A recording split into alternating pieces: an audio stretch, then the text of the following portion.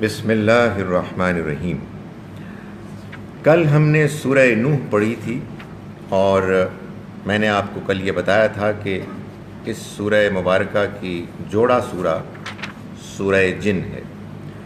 دونوں کا مضمون ایک ہی ہے، یعنی مضمون کا اصل ہدف مقصد، لیکن اس کو اچیو کرنے حاصل کرنے کے دو مختلف انداز اختیار کیے گئے۔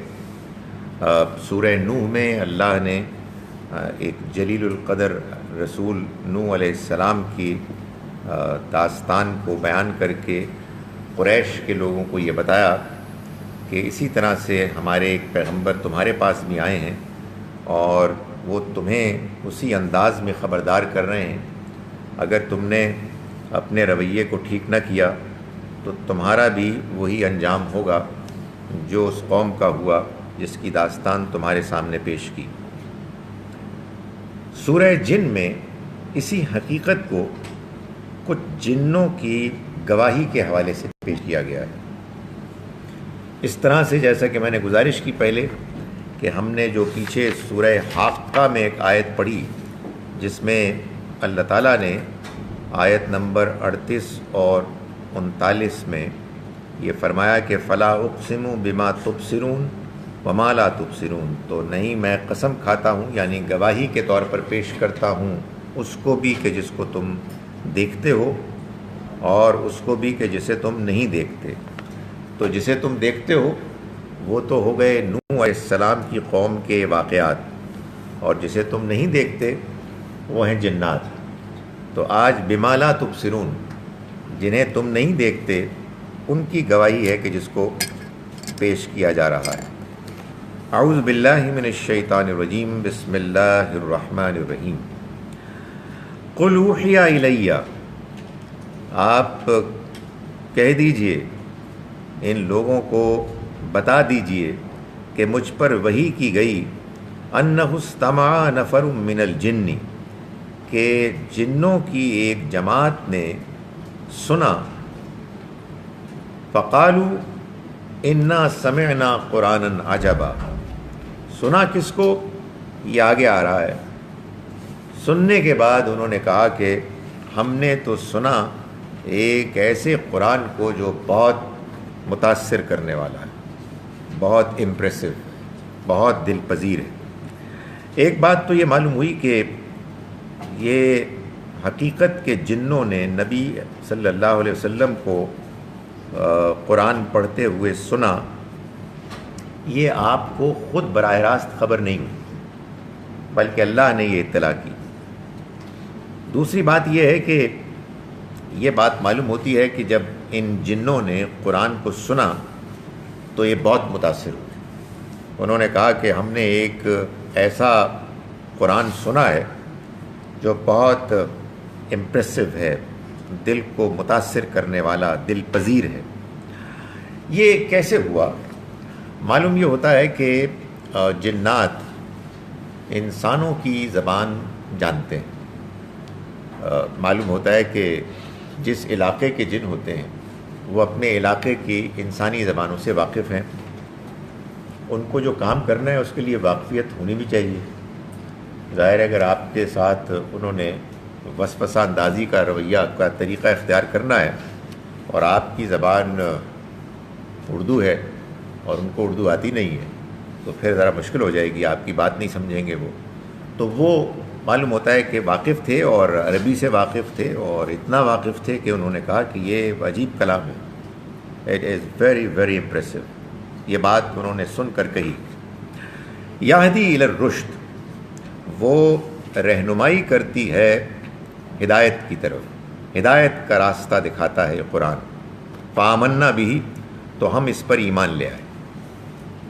یہ بات اصل میں جس پیرائے میں، جس انداز میں بیان کی گئی ہے، جس مقصد کے لیے، وہ یہ ہے کہ قریش کے لوگوں کو یہ بتایا جائے کہ یہ ان کی کتنی بد نصیبی ہے کہ وہ قرآن کے جو ان کے اپنی قوم کے ایک فرد کے جن کی سچائی اور دیانتداری کے وہ پوری طرح سے قائل تھے، اس زمان میں وہ پیش کر رہے ہیں کہ جو ان کی اپنی زبان ہے، جس زبان کی فصاحت و بلاغت سے وہ پوری طرح واقف ہیں، اور یہ محروم ہو گئے ہیں اس کو ماننے، اس کو ماننے اور اس سے ہدایت پانے کے معاملے میں. لیکن ایک بالکل غیر متعلق مخلوق، جنات، وہ گزر رہے تھے وہاں سے، ان کے کان میں یہ بات پڑ گئی اور انہوں نے کہا کہ یہ تو بہت امپریسو، دس از بریلینٹ، اور وہ ایمان لے آئے. سو یہ اصل میں گویا کہ قریش کے لوگوں کو یہ بات کہی جا رہی ہے کہ کچھ اپنے آپ کو ٹھیک کرو، سدھارو، اس لیے کہ یہ تو بڑی عجیب بات ہے کہ تم جو قریب ترین کے لوگ ہو، تم کے جن کو سب سے پہلے ماننا چاہیے تھا، تم ماننے سے محروم ہو گئے، اور وہ کہ جن کا ماننا کوئی ضروری بھی نہیں تھا وہ فوراً ایمان لے آئے. ایمان لے آئے سے مطلب یہ نہیں ہے کہ نبی اکرم صلی اللہ علیہ وسلم جیسے انسانوں کے لیے ہدایت لے کر آئے ہیں ویسے جنوں کے لیے بھی ہدایت لے کر آئے ہیں. نہیں، قرآن سے یہ معلوم ہوتا ہے، سورہ انعام سے، کہ اللہ نے جیسے انسانوں کے لیے پیغمبر بھیجے ویسے ہی جنوں کے لیے بھی بھیجے. یہی اللہ کا طریقہ ہے. اللہ تعالیٰ نے اپنے مخلوقات کے لیے، اور ظاہر ہے کہ دو ہی مخلوقات ہیں جن کو ہم جانتے ہیں کہ جو اللہ کے ہاں جواب دہ ہیں اپنی آزادی مرضی کے ہوتے ہوئے، ایک انسان اور ایک جن.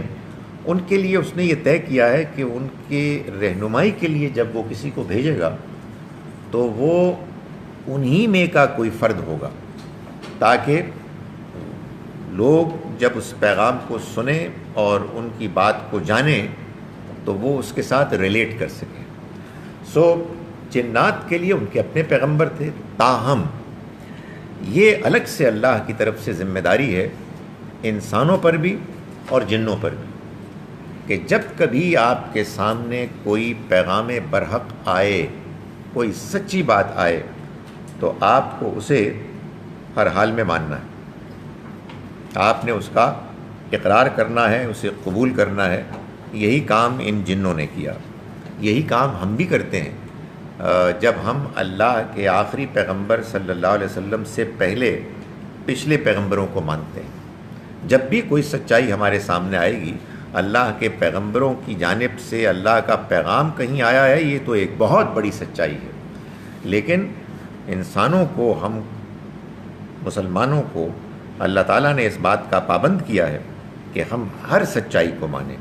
تو جنات نے بھی یہی کیا کہ انہوں نے اس بات کو مانا، اس کا اقرار کیا کہ یہ وہ قرآن ہے کہ جو بہت بہت متاثر کرنے والا ہے، یہ ہدایت کا راستہ دکھاتا ہے، ہم اس پر ایمان لے آئے. وَلَن نُشْرِكَ بِرَبِّنَا أَحَدًا، اور ہم اپنے رب کے ساتھ کسی کو شریک نہ ٹھہرائیں گے. اس سے ایک اور بات بھی معلوم ہوئی کہ قرآن کو پڑھ کر جو سب سے بڑا اور سب سے امیجیٹ حق سامنے آتا ہے وہ توحید ہے. اللہ کے علاوہ کوئی اور معبود، کوئی اور الہ نہیں. وہی ہے کہ جو بنانے والا ہے، وہی ہے کہ جو دنیا چلانے والا ہے، اور وہی ہے کہ جس کی عبادت کی جائے گی، وہی ہے کہ جس کو پکارا جائے گا. میں آنیسٹلی بعض اوقات یہ بات سن کر نروس ہو جاتا ہوں، کنفیوزڈ ہو جاتا ہوں کہ مسلمانوں میں ایک تعداد ایسے لوگوں کی بھی ہے کہ جو قرآن پڑھتے ہیں، نماز پڑھتے ہیں اور کہتے ہیں کہ اللہ کو اپروچ کرنا ہے غیر اللہ کے ذریعے سے. چلو میں سوچتا ہوں کہ یار میں کوئی اور قرآن تو نہیں پڑھ رہا. یعنی جس قرآن کو پڑھنے کے بعد یہ بات، سب سے بڑی بات، سب سے کلیئر بات جو واضح ہوتی ہے وہ یہ ہے کہ اللہ کے علاوہ کوئی الہ ہے ہی نہیں، کوئی معبود نہیں، کوئی عبادت کے لائق نہیں، کوئی پکارنے کے لائق نہیں. دعائیں ساری اس کو کی جائیں گی، التجائیں اسی سے کی جائیں گی. باقی سب اس کی مخلوق ہے، باقی سب اس کے بندے ہیں. کسی کو کوئی اختیار ہی نہیں، کسی کے پاس یہ امکان ہی نہیں کہ وہ آپ کی بات سنیں سپر نیچرل طریقے سے، ما فوق الفطرت طریقے سے، اور آپ ان سے کہیں کہ آپ ذرا اللہ میاں سے ہماری بات کر دیں. اس کا کوئی امکان ہی نہیں ہے. تو یہ بات جنات کو بھی سمجھ میں آ گئی، اور انہوں نے کہا کہ ہم اللہ کے ساتھ، اپنے رب کے ساتھ کسی کو شریک نہیں ٹھہرائیں گے. وَأَنَّهُ تَعَالَى جَدُّ رَبِّنَا، اور یہ بھی کہ ہمارے رب کی شان بہت بلند ہوئی. متخذ صاحبۃ ولا ولدا، اس نے نہ کوئی بیوی بنائی اور نہ ہی کوئی اولاد، نہ ہی کوئی بیٹا. یعنی مطلب یہ ہے کہ یہ جو گرد و پیش میں نظریات مشہور ہیں ان کی کوئی حقیقت نہیں ہے. معلوم ہوتا ہے کہ جیسے انسانوں میں یہ نظریہ تھا جنات میں بھی ایسا ہی ہوگا. جیسے ہم انسان جنات سے متاثر ہوتے ہیں تو جنات بھی ہم سے متاثر ہوتے ہوں گے. تو انہوں نے اس کی کمپلیٹ نیگیشن کر دی، اس کا اظہار کیا کہ ہمارے رب کی شان بہت بلند ہے، اس کا کوئی امکان نہیں ہے کہ وہ اس کی کوئی بیوی ہو یا اس کی کوئی اولاد ہو. وَأَنَّهُ كَانَ يَقُولُ سَفِيهُنَا عَلَى اللَّهِ شَطَطًا، اور یہ بھی کہ ہمارا احمق یہ اللہ کے بارے میں ایسی باتیں کرتا تھا جو حق سے ہٹی ہوئی تھی. احمق یعنی ہمارا لیڈر، یہ جو ہمیں ورغلاتا ہے. یہ بھی ہو سکتا ہے کہ اس زمانے میں ان کا کوئی ہو سردار، اور یہ بھی ممکن ہے کہ یہ ابلیس کی طرف اشارہ ہو. لیکن جو بات وہ کہہ رہے ہیں وہ یہ ہے کہ جب ان کو قرآن مل گیا، ان کو قرآن سمجھ میں آ گیا، تو انہوں نے کہا کہ یہ بات سمجھ میں آ گئی ہمیں کہ یہ جو ہمارا لیڈر، جو ہمارا مذہبی رہنما بہت متاثر کرنے کے انداز میں ہمیں سمجھاتا تھا، یہ بالکل حق سے ہٹی ہوئی باتیں تھیں. اس سے یہ بات معلوم ہوئی کہ انسان کو اس بارے میں احتیاط کرنی چاہیے کہ وہ کن کی بات سن رہا ہے اور وہ بات کیا کہہ رہے ہیں. یہ کوئی بات نہ ہوئی کہ آپ کہیں جی کہ ایک صاحب ہیں، بڑے پڑھے لکھے آدمی ہیں، بہت نیک آدمی ہیں، چہرے پہ ان کے نور ٹپکتا ہے، تو ٹھیک ہی کرتے ہوں گے بات. میں لوگوں کو کہتا ہوں کہ نور ٹپکنے کے تو دو طریقے ہیں. ایک یہ کہ اچھا میک اپ کیا ہوا ہو، اور دوسرا یہ کہ دودھ دہی آپ نے صحیح استعمال کیا ہو.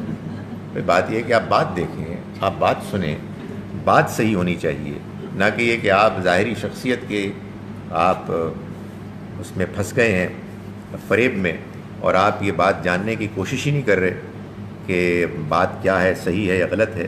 تو انہوں نے اس بات کا اعتراف کیا کہ ہمیں یہ بات معلوم ہو گئی کہ ہمارا یہ سردار، ہمارا یہ احمق، یہ اللہ کے بارے میں بالکل بگڑی ہوئی، حق سے ہٹی ہوئی باتیں کہا کرتا تھا. وَأَنَّا ظَنَنَّا أَن لَّن تَقُولَ الْإِنسُ وَالْجِنُّ عَلَى اللَّهِ كَذِبًا، اور یہ بھی کہ ہم نے سمجھا تھا کہ جنوں اور انسانوں میں سے کوئی بھی اللہ پر جھوٹ نہیں باندھ سکتا. یہ بعض انسانوں کی بڑی نادانی ہوتی ہے. بعض لوگ اتنے شریف لوگ ہوتے ہیں کہ وہ کہتے ہیں یار وہ بندہ نیک آدمی ہے، شکل و صورت بھی اس کی بڑی مذہبی لگتی ہے، تو نماز بھی پڑھتا ہے، تو اب ٹھیک ہی کہتا ہوگا یار، مطلب اس میں کیا مسئلہ ہے. سو لوگوں کے ہاں کچھ ایسے بھی کچھ جو ہوتے ہیں انکلینیشنز کہ وہ جو مذہب کی بات کر دے آدمی سمجھتا ہے کہ وہ ٹھیک کر رہا ہو. تو یہ جنات نے بھی اعتراف کیا کہ ہمارا یہ خیال تھا کہ انسانوں اور جنوں میں کوئی بھی اللہ کے بارے میں غلط بات نہیں کرتا. آپ بعض لوگوں سے پوچھیں کہ یہ آپ نے بات کہاں سے، انہوں نے کہا، تو آپ کہیں انہوں نے کہاں سے کہا ہے؟ بھائی انہوں نے کہا ہے، ٹھیک ہی کہا ہوگا. یعنی کیا زبردست یہ استدلال ہے. بھائی بات یہ ہے کہ آپ کا جو دین ہے وہ ایک اللہ کا روشن پیغام ہے. یہ وہ پیغام ہے کہ جو ہم کو نہ صرف یہ کہ متاثر کرتا ہے، مطمئن کرتا ہے، بلکہ ہم کو نظر آتا ہے کہ یہ وہاں سے ہم کو ملا ہے کہ جہاں سے اس کا اوریجن ٹریس کیا جاتا ہے. یعنی اللہ کے پیغمبر صلی اللہ علیہ وسلم نے ہم کو اللہ کا پیغام دیا، ہم اس پیغام کے ماننے والے ہیں. اس پیغام کا تب سے اب تک ہم تک پہنچنا یہ بالکل واضح، بالکل ریلائبل ہے. ہم وہ قوم نہیں ہیں کہ جو سنی سنائی گپوں پر ایمان لائیں اور ہم پریشان ہوں کہ وہ یہ کہتے ہیں اور وہ یہ کہتے ہیں. میں صبح و شام اسی طرح کے مسائل سے دوچار ہوتا ہوں کہ جی وہ وہاں یہ لکھا ہے تو آپ بتائیں. تو جی تو یہ چاہتا ہے کہ جی لکھا ہے تو پھر میں کیا کروں، دس از ناٹ مائی رسپانسبلٹی. یہ تو جنہوں نے لکھا ہے ان سے آپ پوچھیں. بھائی بات یہ ہے کہ آپ کا دین جن سورسز سے آپ کو ملا ہے یہ بڑی مشکل ہوتی ہے مسلمانوں کو سمجھانا، وہ 100% ریلائبل سورسز ہیں قرآن اور سنت. اس کے علاوہ جو کچھ ہے اس کو قرآن اور سنت کی روشنی میں دیکھنا ہے، نہ کہ اس بات پر کنفیوزڈ ہونا ہے کہ فلاں لوگ تو یہ کہتے ہیں تو فلاں لوگ یہ کہتے ہیں، اس سے کوئی فرق نہیں پڑتا. یہی بات ہے کہ جس کا انکشاف ان جنوں پر ہوا، اور انہوں نے کہا کہ ہم تو یہ گمان کرتے تھے کہ انسان اور جن اللہ پر جھوٹ نہیں باندھیں گے. یہی تقریباً بات ہے کہ جو اللہ تعالیٰ نے سورہ بقرہ میں یہودیوں کے علماء کو کہی. ان کو یہ کہا کہ دیکھو، ولا تلبس الحق بالباطل، حق کو باطل کے ساتھ نہ ملاؤ. اصل میں ہوتا کیا ہے؟ ہوتا یہ کہ آپ ایک مذہبی شخصیت سے ملاقات کرتے ہیں اور آپ ان سے بڑی اچھی باتیں سنتے ہیں، اور وہ آپ کو نماز کی، روزے کی بات بتائیں گے، آپ کو قرآن حدیث کی باتیں بتائیں گے، اور آپ کہیں گے بس گل مک گئی، زبردست آدمی. اس کے بعد اب یہ جو بھی کہہ رہے ہیں ٹھیک کہہ رہے ہیں. قرآن نے بتایا نہیں، انسانوں میں یہ انفارچونیٹ ٹینڈنسی ہے کہ وہ حق اور باطل کو مکس کرتے ہیں. جیسے میں کل کہا تھا نا، لیگ بریک کے ساتھ گگلی کو مکس کرتے ہیں. یہ بھی ہوتا ہے اور وہ بھی ہوتا ہے. تو یہ آپ کی ذمہ داری ہے بھائی کہ آپ یہ خود طے کریں کہ کون سی بات ہے کہ جو آپ کو صحیح لگتی ہے، آپ ویریفائی کریں. آپ کہیں ہمیں تو نہیں پتہ، آپ دوسروں سے پوچھیں، آپ کمپیئر کریں. لیکن یہ کوئی بات نہ ہوئی کہ آدمی یہ کہے کہ کوئی آدمی دین کی بات کر رہا ہے تو وہ لازماً ٹھیک ہی کر رہا ہوگا. وَأَنَّهُ كَانَ رِجَالٌ مِّنَ الْإِنسِ يَعُوذُونَ بِرِجَالٍ مِّنَ الْجِنِّ فَزَادُوهُمْ رَهَقًا. یاد رہے کہ یہ جنات کی اب باتیں ہیں جو چل رہی ہیں، وہ مختلف اعترافات کر رہے ہیں، مختلف چیزوں کو وہ بیان کر رہے ہیں کہ جو انہوں نے مانی. اور یہ بات بھی کہ انسانوں میں سے کچھ انسان یعوذون برجال من الجن، وہ دہائی دیتے رہے ہیں جنوں میں سے کچھ انسانوں کی، کچھ لوگوں کی، انسان تو نہیں کہیں، کچھ لوگوں کی، افراد کی. فزادوہم رہقا، تو انہوں نے ان کی سرکشی اور بڑھا دی. یہ اصل میں اس حقیقت کا بیان ہے کہ جو مکے اور عرب کے اس زمانے میں مذہب کی دنیا میں موجود تھی. یعنی انسانوں اور جنوں کا ایک رابطہ تھا. جنات انسانوں میں سے بعض انسانوں کو بعض چیزیں قرآن بتاتا ہے کہ القاء کرتے تھے، ان کو بتاتے تھے، ان کے اندر وہ خیال پیدا ہو جاتا تھا. اور یہ جو انسان تھے، یہ انہوں نے خاص پروفیشن اختیار کر لیا تھا کاہنوں کا، کہانت کا. یہ کاہن لوگ تھے کہ جو پھر انسانوں کو جنوں کے بارے میں انفارمیشن دیتے اور ان کو ڈراتے. چنانچہ ایسا ہوتا کہ ان کاہنوں کے کہنے پر بعض انسان جنوں کو نہ صرف یہ کہ پوچھتے پکارتے بلکہ ان کی خاطر قربانیاں دیتے. ایکسٹریم کیسز وہ بھی ہیں جو قرآن سے بھی معلوم ہوتے ہیں کہ اپنی اولاد کو قتل کر دیتے، یعنی ان کو راضی کرنے کے لیے. اسی کے ساتھ ساتھ ان کاہنوں نے یہ بھی تماشا لگایا ہوا تھا کہ انہوں نے یہ بات مشہور کی ہوئی تھی کہ یہ جس سرزمین میں تم رہ رہے ہو، اس کی ہر وادی، اس کے ہر میدان میں کوئی نہ کوئی جن ہے کہ جس کا کہ بسیرا ہے اور جو اس کا مالک ہے، جس کی یہ ٹیریٹری ہے. تو تم اس میں داخل نہیں ہو سکتے جب تک کہ تم ان کو نہ پکارو. اور یہ دھندا تھا کہ جو چل رہا تھا. اسی کو یہاں بیان کیا گیا کہ یہ بھی ہے کہ انسانوں میں سے کچھ انسان بیوقوف دہائی دیتے، پکارتے، پناہ مانگتے جنوں میں سے بعض افراد کی، تو انہوں نے ان میں اور مزید اضافہ کیا سرکشی کا، خدا سے بغاوت کا. یہ کام بھی چلتا تھا. وَأَنَّهُمْ ظَنُّوا كَمَا ظَنَنْتُمْ، اور یہ کہ انہوں نے بھی گمان کیا جیسے تم نے گمان کیا کہ لَن يَبْعَثَ اللَّهُ أَحَدًا، کہ اللہ کسی کو دوبارہ نہیں اٹھائے گا. یعنی معلوم ہوتا ہے کہ جیسے انسانوں میں آخرت کے بارے میں شکوک و شبہات موجود تھے، بالکل اسی طرح سے جنات میں بھی ایسے تھے کہ جن کے اندر شکوک موجود تھے کہ معلوم نہیں موت کے بعد کوئی زندگی ہے یا نہیں ہے. سو انہوں نے یہ شعر کی بات کہ ہمیں اب یہ معلوم ہوا ہے کہ انسانوں میں بھی اسی طرح کے کچھ لوگ موجود ہیں جیسے ہمارے ہاں موجود ہیں کہ جو آخرت کے بارے میں نہیں اطمینان رکھتے اور ان کا خیال یہ ہے کہ ایسا نہیں ہوگا. وَأَنَّا لَمَسْنَا السَّمَاءَ، اور انہوں نے یہ بھی کہا کہ ہم نے آسمان کو جب ٹٹولا فَوَجَدْنَاهَا مُلِئَتْ حَرَسًا شَدِيدًا وَشُهُبًا، تو ہم نے دیکھا کہ اس پر سخت پہرے دار ہیں، وَشُهُبًا، اور شہابوں کی بارش ہو رہی ہے. یعنی انہوں نے یہ بتایا کہ ہم جب نکلے آسمان کی طرف اوپر، جیسا کہ ہم پہلے نکلتے تھے جس کا ذکر ابھی بعد میں آئے گا، تو ہم نے یہ محسوس کیا کہ کچھ صورتحال کچھ بدلی ہوئی ہے، حالات کچھ مختلف ہیں. اب ہم یہ دیکھتے ہیں کہ وہی آسمان کہ جس میں ہم روٹین میں جاتے تھے اور سیر سپاٹے بھی کرتے تھے اور وہاں سے باتیں بھی سن کے آتے تھے، اب ایسا لگتا ہے کہ وہاں کوئی شدید پہرا ہے اور اس میں شہابوں کی بارش بھی ہو رہی ہے کہ اگر کوئی قریب جانے کی کوشش کرے گا خبر لینے کے لیے تو ایک انگارہ ہے شہاب کہ جو اس کا پیچھا کرے گا.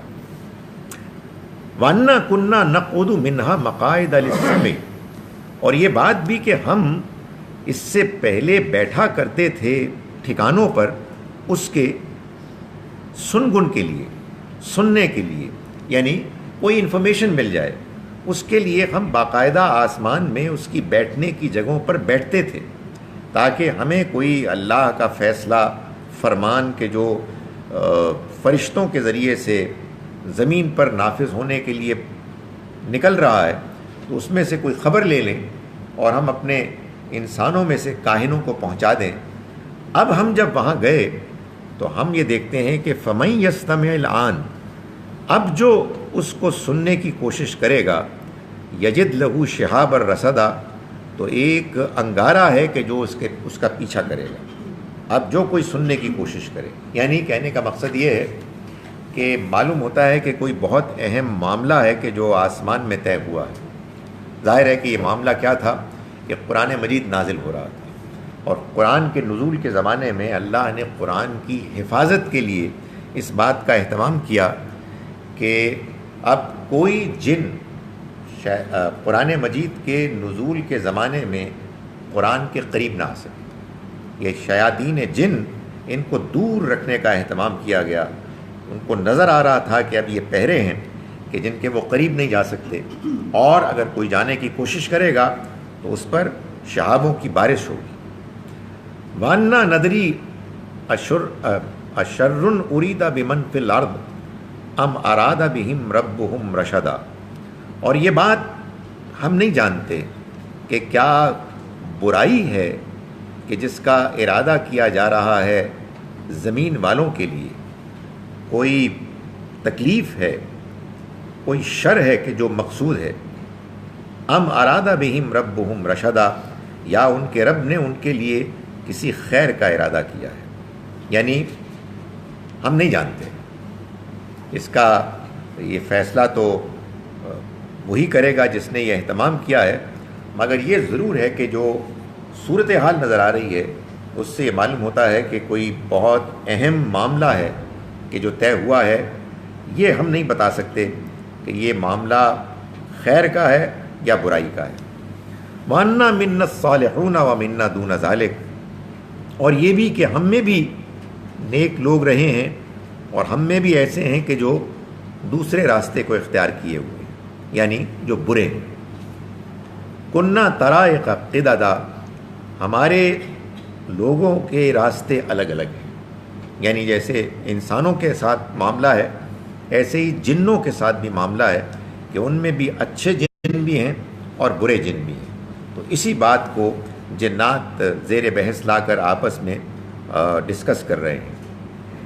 وَأَنَّا ظَنَّا أَن لَّن نُعْجِزَ اللَّهَ فِي الْأَرْضِ وَلَن نُعْجِزَهُ هَرَبًا، اور ہم یہ جانتے تھے کہ نہ ہم زمین میں کہیں جا کر نکل سکتے ہیں اور نہ آسمان میں کہیں بھاگ کر اس کو ہرا سکتے ہیں. یعنی یہ بات تو ہم جانتے ہی رہے ہیں کہ یہ دنیا اسی کی ہے، وہی اس کا خالق و مالک ہے، اس کے گرفت اور قابو میں سب کچھ ہے. چنانچہ ہمیں یہ بات معلوم ہے کہ نہ زمین میں ہم کہیں اس سے دور جا سکتے ہیں اور نہ آسمان میں کہیں اس کی گرفت سے باہر ہو سکتے ہیں. وَأَنَّا لَمَّا سَمِعْنَا الْهُدَىٰ آمَنَّا بِهِ، اور یہ بات کہ جب ہم نے ہدایت سنی تو ہم اس پر ایمان لے آئے.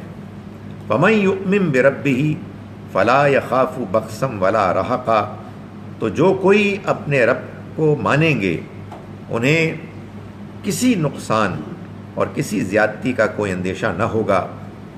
وَأَنَّا مِنَّا الْمُسْلِمُونَ وَمِنَّا الْقَاسِطُونَ، اور یہ بات کہ ہم میں وہ بھی ہیں کہ جو فرما بردار ہیں اور وہ بھی ہیں کہ جو نافرمان ہیں.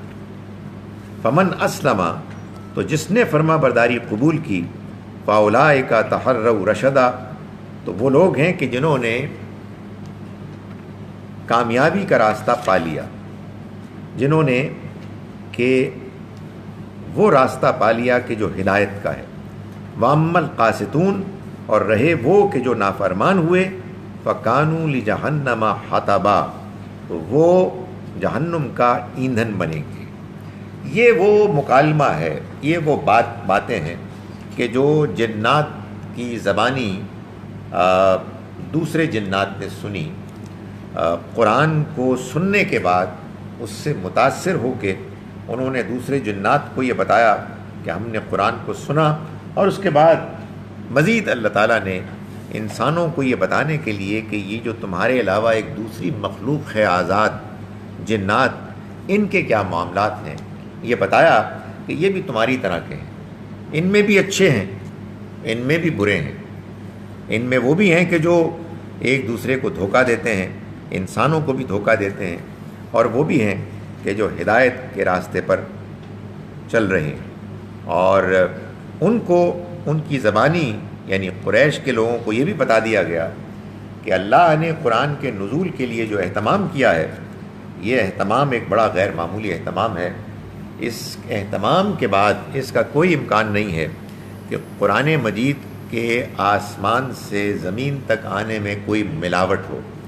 یہی وہ بات ہے کہ جس کو سورہ واقعہ میں یوں بیان کیا گیا کہ لا یمسہ الا المطہرون، اس کو نہیں چھوتے سوائے پاکیزہ فرشتے. ہمارے ہاں بدقسمتی سے یہ آیت قرآن کو باوضو ہو کر پڑھنے کے لیے پیش کی جاتی ہے. ہمارے ہاں دین میں بعض معاملات میں بات کے سمجھنے اور اس پر عمل کرنے کے معاملے میں جو طریقہ اختیار کیا ہے وہ قرآن مجید کے مطابق نہیں ہے.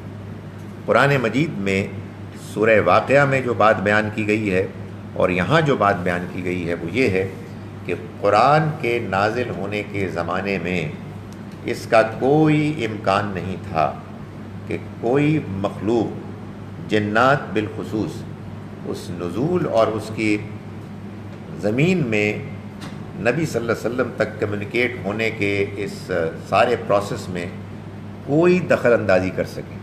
اللہ نے ایسی زبردست حفاظت کا بندوبست کیا، ایسے زوردار پہرے ٹھہرائے کہ اس کا کوئی امکان نہیں. اور آگے بھی جب یہ قرآن آگے بڑھا اور ہم تک پہنچا تو اللہ نے اس کی حفاظت کی، ایک ایک لفظ کی اس کی حفاظت کی.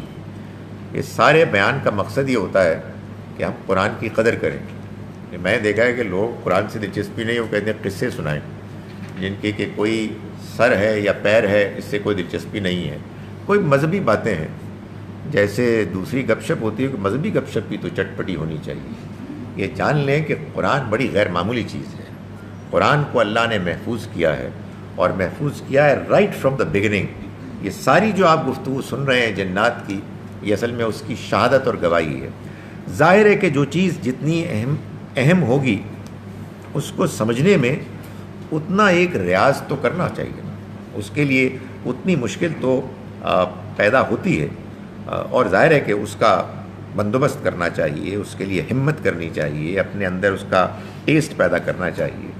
تو قرآن مجید کے بارے میں جنات کا یہ تبصرہ بیان کرنے کے بعد اب اللہ تعالیٰ نے مکے والوں کی طرف اور ان لوگوں کی جانب کے جن کو قرآن خطاب کر رہا تھا توجہ فرمائی اور فرمایا کہ وَأَلَّوِ اسْتَقَامُوا عَلَى الطَّرِيقَةِ، اور اے پیغمبر آپ ان لوگوں سے کہہ دیجئے کہ جو بات مجھے بتائی گئی ہے، جو وحی مجھ پر آئی ہے، اس کے مطابق یہ لوگ یعنی میری قوم کے لوگ اَلَّوِ اسْتَقَامُوا، اگر وہ سیدھے راستے پر قائم رہے، علی الطریقہ، سیدھے راستے پر، سیدھا راستہ یعنی توحید کا راستہ، ایک اللہ کو ماننے، اس کی عبادت کرنے، اس کو پکارنے اور اس کے بتائے ہوئے راستے طریقے کو اختیار کرنے والا راستہ، جو اس کو اختیار کرے گا، اگر انہوں نے اس کو اختیار کیا، لَأَسْقَيْنَاهُمْ مَاءً غَدَقًا، تو ہم ان کو خوب پانی سے سیراب کریں گے۔ یہ وہی بات ہے کہ جو سورہ نوح میں ابھی ہم نے پڑھی، یہ دونوں جوڑا صورتیں ہیں۔ وہاں بھی اللہ تعالیٰ نے نوح علیہ السلام کی زبانی اپنی قوم کے لوگوں کو یہ کہا تھا کہ اگر تم نے میرے پیغام کو مان لیا، یرسل السماء علیکم مدرارا، تمہارے اوپر آسمان سے موسلادھار بارش ہوگی، وَيُمْدِدْكُمْ بِأَمْوَالٍ وَبَنِينَ، اور وہ مدد کرے گا تمہاری مال اور بیٹوں سے، وَيَجْعَلْ لَكُمْ جَنَّاتٍ وَيَجْعَلْ لَكُمْ أَنْهَارًا، اور وہ تمہارے لیے باغات لہلہاتے کھڑے کر دے گا اور تمہارے لیے نہریں جاری کر دے گا۔ یہاں پھر اسی بات کو بیان کیا گیا مکے والوں کو کہ دیکھو، اگر تم نے توحید کے راستے کو اختیار کر لیا بحیثیت مجموعی، تو ہم تم پر موسلادھار پانی بھیجیں گے اور تمہیں سیراب کریں گے۔ یہ میں کل بھی کہہ چکا کہ تم سب اگر اس طرح کرو گے، بحیثیت مجموعی جب تم ایسا کرو گے، یہ فرد کے لیے وعدہ نہیں ہے، یعنی ایسا نہیں ہے کہ کسی ایک انسان کو یہ کہا جا رہا ہے کہ تم بس نماز پڑھنا شروع کرو اور دیکھو تمہارے پارے نیارے ہو جائیں گے، نہیں، یہ کوئی گارنٹی نہیں۔ اس لیے کہ انفرادی طور پر اللہ کا جو امتحان ہے وہ ایک مختلف امتحان ہے، وہ کسی کے لیے ایک طرح کا ہوتا ہے، کسی کے لیے دوسری طرح کا ہوتا ہے، کسی کا شکر کا امتحان ہوتا ہے، کسی کا صبر کا امتحان ہوتا ہے۔ لیکن اگر کوئی سوسائٹی بحیثیت مجموعی اگر صحیح رویہ اختیار کر لے تو اللہ کا یہ وعدہ ہے کہ وہ ان کو اس دنیا میں بھی ترقی، خوشحالی اور مادی طور پر وسائل اور اسباب سے نوازے گا۔ لیکن یہ بھی کیا ہوگا؟ لوگ کہتے ہیں جی دعا کریں کہ ہمیں ترقی مل جائے، دعا کریں ہمیں دولت مل جائے، دعا کریں ہمارا یہ کام ہو جائے۔ اوکے، بڑی اچھی بات ہے، ظاہر ہم سب محتاج ہیں، ہم سب کمزور ہیں، لیکن وہ جو آپ مانگ رہے ہیں وہ مل جائے گا تو پتہ کیا ہوگا؟ یہی ہوگا جو آگے اللہ تعالیٰ فرما رہے ہیں، لِنَفْتِنَهُمْ فِيهِ، تاکہ ہم انہیں اس میں آزمائیں۔ تو جو آپ کو ملے گا وہ نہیں سمجھے کہ وہ جنت ہوگی، وہ ایک اور آزمائش ہوگی، آزمائش کی ایک اور شکل ہوگی۔ یہ دنیا ساری کی ساری از اول تا آخر آزمائش ہے۔ آپ کو اللہ تعالیٰ کبھی دے کے آزماتا ہے اور آپ سے کبھی لے کے آزماتا ہے۔ تو یہاں یہ فرمایا گیا کہ ان مکے والوں کے لیے، قریش کے لیے، عرب کے لوگوں کے لیے یہ پیغام ہے کہ اگر انہوں نے سیدھے راستے کو اختیار کر لیا اور اس پر قائم رہے، استقامت دکھائی، تو پھر ہم ان کو موسلادھار پانی سے سیراب کریں گے، اور یہ جب ہم کریں گے تو اس لیے کریں گے کہ لِنَفْتِنَهُمْ فِيهِ، ہم ان کو اس میں آزمائیں۔ یعنی یہ ہماری طرف سے ایک وقتی آپ کہیے شاباش ہوگی، اس بات کی کنفرمیشن ہوگی کہ وہ ٹھیک ہو گئے ہیں، لیکن یہ پھر ایک آزمائش ہوگی، اس لیے کہ دنیا میں جو کچھ بھی ہے وہ آزمائش ہے۔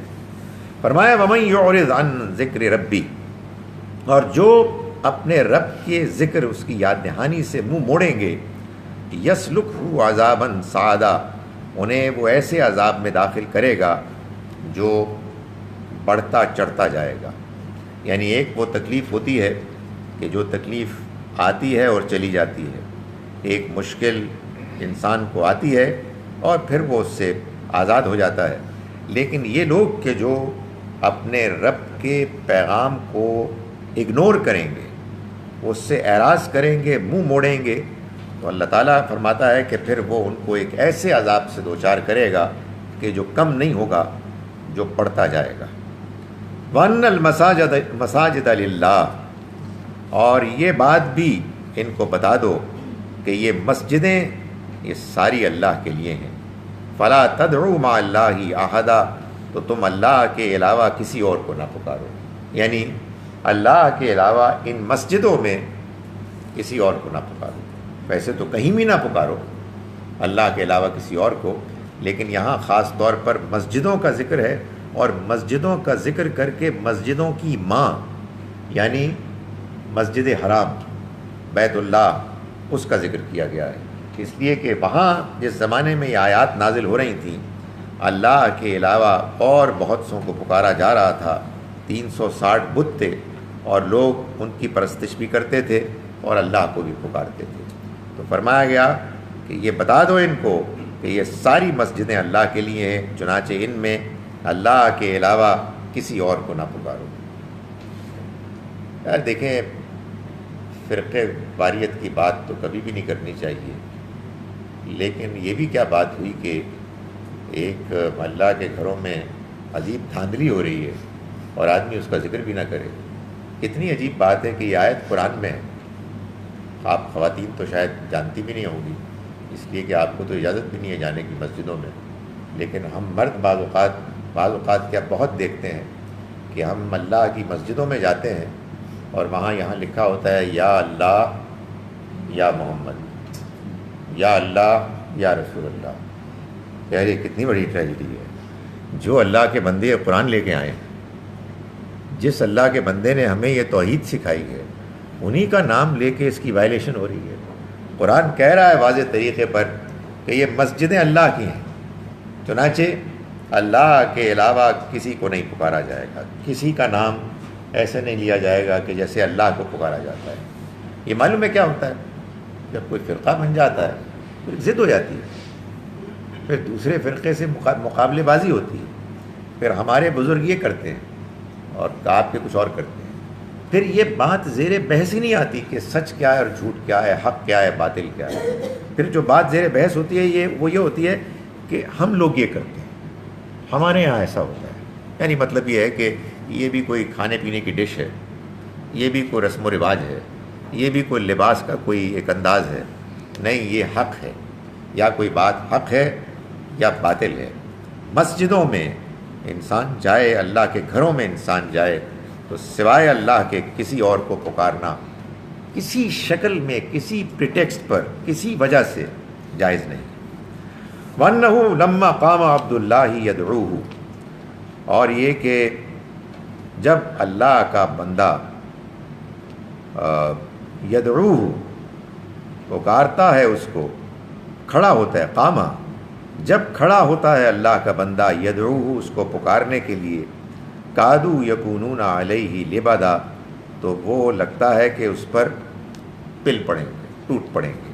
یہ عبداللہ سے مراد نبی اکرم صلی اللہ علیہ وسلم کہ اللہ کا گھر ہے، صرف اللہ کو پکارنے کے لیے یہ بنایا گیا۔ ابراہیم علیہ السلام نے اس کو اسی لیے بنایا کہ اللہ کی توحید کا یہ مرکز بنے۔ کتنی بڑی ٹریجڈی ہے، کتنا ظلم ہے کہ اس گھر میں اللہ کا بندہ کھڑا ہو کے صرف اللہ کو پکار رہا ہے اور اس کی دعوت دے رہا ہے، تو یہ لوگ ان کے اوپر ٹوٹ پڑ رہے ہیں، حملہ آور ہو رہے ہیں، ان کے ساتھ زیادتی کرنے کے لیے، ان کو ستانے کے لیے۔ قل انما ادعو ربی، ان سے کہہ دیجئے کہ میں تو صرف اپنے رب کو پکارتا ہوں، ولا اشرک بہ احدا، اور میں کسی کو اس کا شریک نہیں ٹھہراؤں گا۔ یعنی تم جو چاہے کہو، جو چاہے کہو، جو مشکلات پیدا کرو، میں اپنے موقف پر قائم ہوں اور ڈٹا ہوا ہوں، میں اپنے رب ہی کو پکارتا ہوں اور میں اس کے سوا کسی اور کو اس کا شریک نہیں ٹھہراؤں گا۔ قل انی لا املک لکم ضرا ولا نفع، اور آپ ان کو کہہ دیجئے کہ میں تمہارے معاملے میں نہ کسی نقصان اور نہ کسی فائدے، نہ کسی نفع نقصان کا اختیار رکھتا ہوں اور نہ کسی ہدایت گمراہی کا اختیار رکھتا ہوں۔ یہ اصل میں دو الفاظ استعمال ہوئے ہیں، ایک جگہ ذرہ ہے اور دوسری جگہ رشدہ ہے۔ ذرن نقصان کا تو الٹ ہوتا ہے نفع، فائدہ، اور رشد کا الٹ ہے گمراہی، ضلع ضلالت۔ تو ایک جگہ کہا ذرہ، میں تمہارے بارے میں کوئی اختیار نہیں رکھتا نقصان کا، اور دوسری جگہ کہا ہدایت کا۔ تو یہاں اس کا جو الٹ ہے وہ دونوں مراد لیے جائیں گے۔ یہ قرآن کے اسلوب میں ہم یہ بہت دیکھتے ہیں۔ چنانچہ پوری بات یہ ہے کہ ان سے کہہ دیجئے کہ میں تمہارے معاملے میں نہ نفع نقصان کا کوئی اختیار رکھتا ہوں، نہ تمہارے معاملے میں ہدایت یا گمراہی کا کوئی اختیار رکھتا ہوں۔ نہ تمہیں میں نقصان پہنچا سکتا ہوں، نہ میں تمہیں کوئی نفع پہنچا سکتا ہوں، نہ میں تمہیں گمراہ کر سکتا ہوں، نہ میں تمہیں ہدایت دے سکتا ہوں۔ میں تو صرف اس لیے آیا ہوں کہ میں تمہیں اللہ کا پیغام پہنچاؤں۔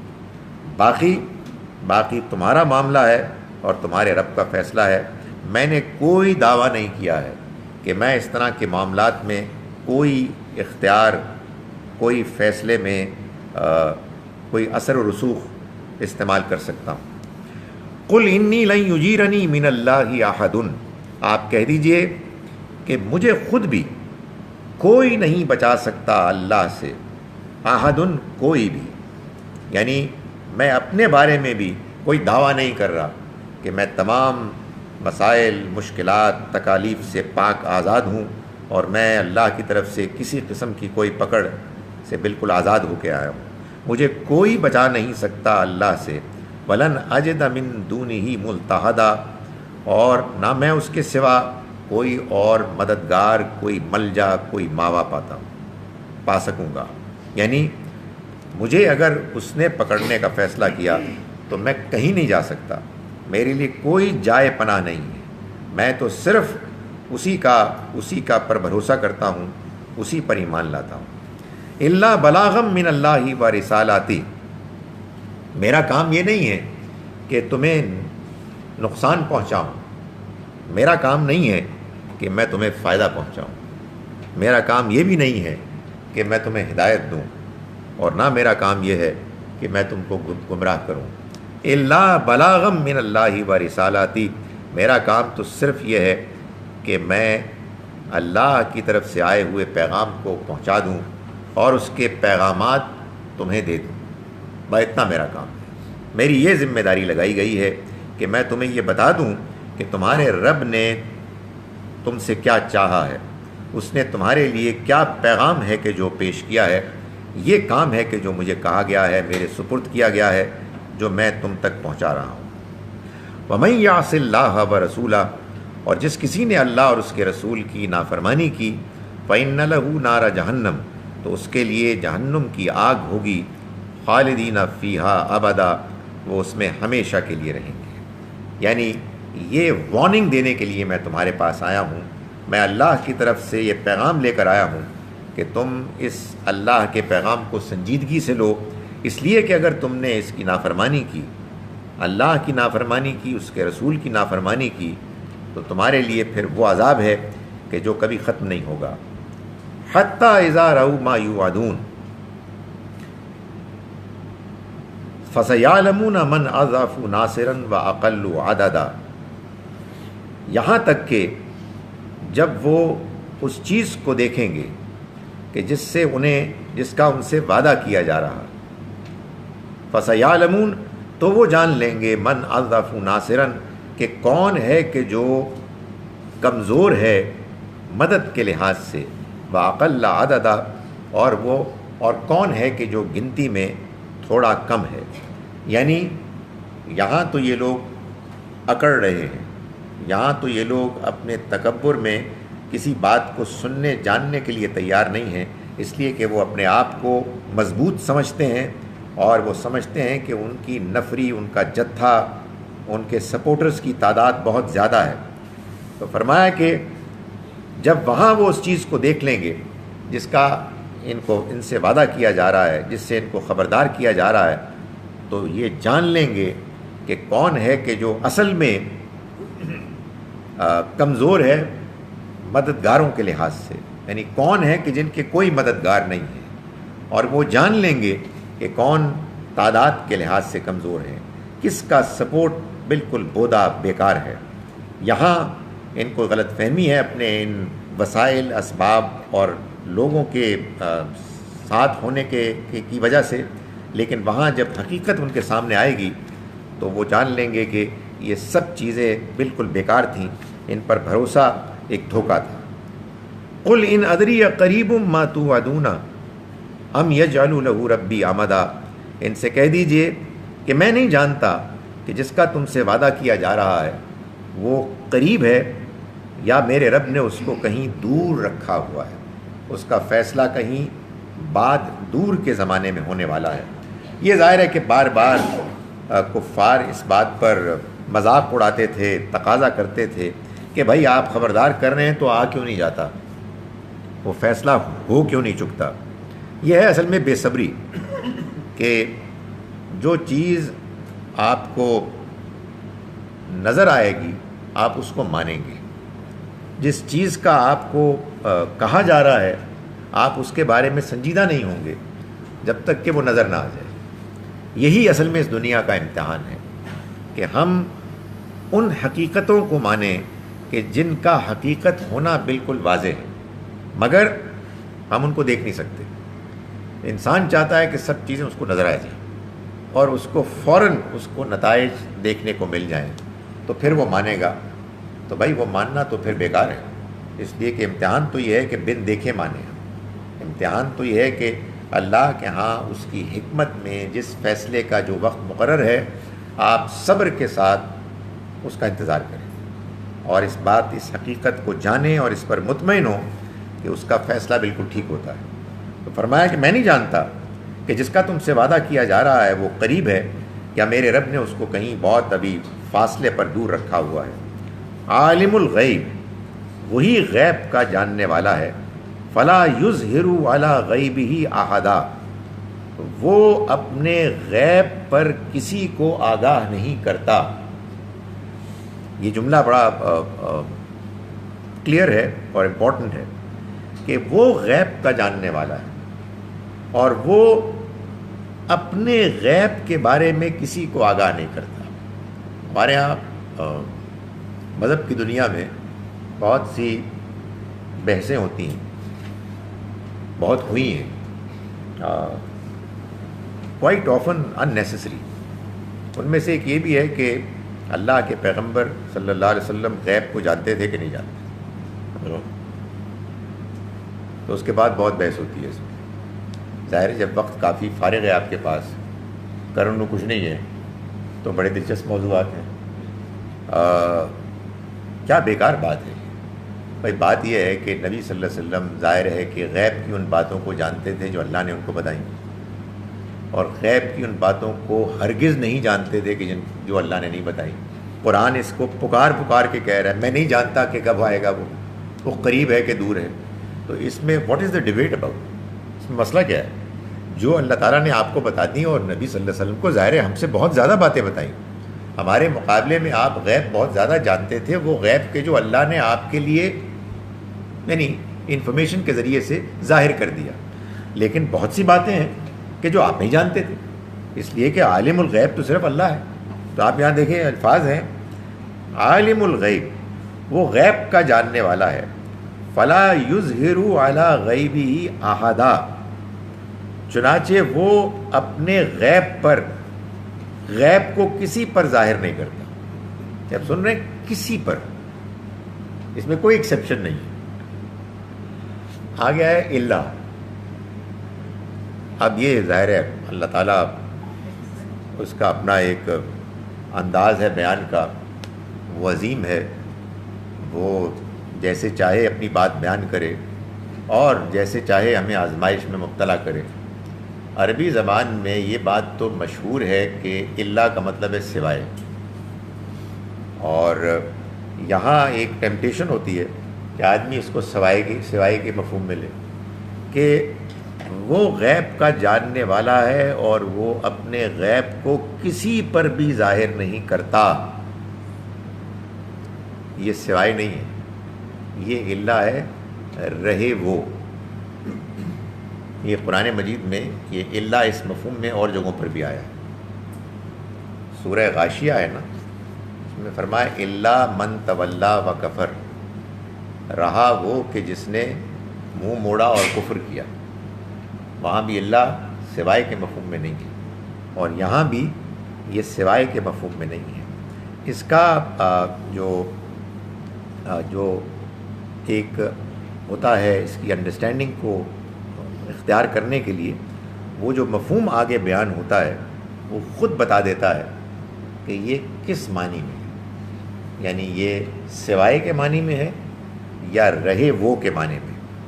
فرمایا الا من ارتضی، رہے وہ کہ جن کو چن لیا اس نے، من رسول، رسولوں میں سے، فَإِنَّهُ يَسْلُكُ مِن بَيْنِ يَدَيْهِ وَمِن خَلْفِهِ رَصَدًا، تو وہ ان کے آگے اور پیچھے پہرا لگا دیتا ہے، یعنی ان کے لیے اس نے یہ معاملہ کر دیا۔ یعنی اگر آپ اس بات کو جیسے میں بیان کر رہا ہوں آپ اس کو سمجھ لیں، ماننے کی کوئی ضرورت نہیں، تو بات پوری یوں ہے کہ عالم الغیب، وہ غیب کا جاننے والا ہے، فلا یظہر علی غیبہ احدا، تو وہ اپنے غیب کو کسی پر بھی ظاہر نہیں کرتا، الا من ارتضی من رسول، رہے وہ کہ جن کو وہ چن لیتا ہے رسولوں میں سے، وہ اپنے طرف سے کچھ نہیں کہہ سکتے، ان کا یہ اختیار ہی نہیں ہے۔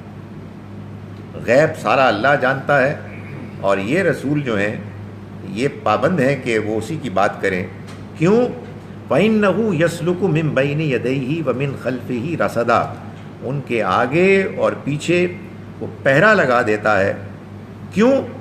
لِيَعْلَمَ، تاکہ وہ جان لے، تاکہ وہ اس بات کو انشور کرے، ان قد ابلغوا رسالات ربہم، کہ وہ اپنے رب کے پیغامات کو پہنچا دیں۔ یعنی وہ اس بات کو انشور کرنے کے لیے کہ ان کے رب کے جو پیغامات ان کے پاس آئے ہیں وہ پیغامات وہ آگے پہنچا دیں، وہ ان کے ارد گرد ایسا پہرا لگا دیتا ہے کہ یہ بات حتمی اور یقینی ہو جائے، وہ یہ کام کریں اور کوئی اس معاملے میں ان کے لیے رکاوٹ نہ بن سکے، ان کو روک نہ سکے، ان کے لیے کوئی ایسی مشکل نہ پیدا کر دے کہ جس کے بعد یہ پیغام آگے نہ پہنچ سکے۔ وَأَحَاطَ بِمَا لَدَيْهِمْ، اور وہ ان کو ارد گرد سے گھیر لیتا ہے۔ وَأَحْصَىٰ كُلَّ شَيْءٍ عَدَدًا، اور ہر چیز کو وہ شمار کرتا ہے، وہ گنتی میں رکھتا ہے۔ یعنی مطلب یہ ہے کہ اللہ نے اپنے پیغمبروں کے لیے ان کے پیغام کو پہنچانے کی ذمہ داری کو پورا کرنے کی غرض سے کہ وہ ٹھیک طرح سے کریں، یہ اہتمام کیا ہوا ہے کہ ان کو فل سیکیورٹی پرووائڈ کی، دائیں بائیں ارد گرد ان کی حفاظت ہوتی ہے۔ آپ کہیں گے کہ ان کے ساتھ تو بڑی زیادتیاں ہوتی ہیں، وہ زیادتیاں الگ ہیں، وہ آزمائش ہے، وہ تکالیف ہیں۔ ایک وہ چیز ہے کہ جو ان کے پیغام کو پہنچانے کے معاملے میں اللہ نے اہتمام کیا ہے کہ جو پیغام اللہ نے ان کو دیا ہے وہ پیغام پورے کا پورا ٹھیک طرح سے پہنچ جائے۔ میں پھر وہی بار بار بات کہہ رہا ہوں کہ اللہ نے اپنے کلام کے لیے، قرآن مجید کے لیے اہتمام کیا کہ اس میں کسی قسم کی کوئی کمی بیشی نہ ہو۔ یہ اللہ نے اہتمام کیا کہ ان کے آگے اور پیچھے پہرا بٹھا دیا تاکہ وہ اپنے رب کے پیغامات کو پہنچا دیں، اور اس نے ان کو گھیر لیا ہر طرف سے، اور ہر چیز جو ان کے پاس ہے، جو ان کو میسر کی گئی ہے، اس کو اس نے پوری طرح سے گن رکھا۔ اقول قولی ھذا واستغفر اللہ لی ولکم۔ مجھے یہ کہا گیا ہے فیس بک میں کہ جو لوگ سوال کرتے ہیں ان کی آواز یہاں نہیں آتی، یہ کیا معاملہ ہے؟ مائک میں اونچا بولنا چاہیے اور اس کو آن بھی کرنا چاہیے۔ تو یہ سب چیزیں سامنے رکھ کے اب ہم آج کے مائک کا آغاز کرتے ہیں، مائک کے پروگرام کا۔ جی مائک کہاں ہے؟ مائک نے اتنی کرٹیسزم سنی تو غائب ہی ہو گیا، کہاں ہے؟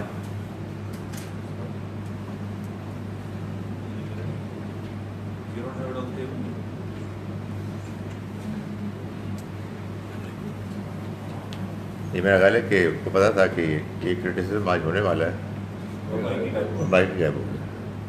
سر یہ بھی آپ کر سکتے ہیں کہ وہ اگر فیسلٹی مل جائے تو اچھا، ورنہ تو سیکنڈ بیسٹ سولوشن وہی ہے۔ نہیں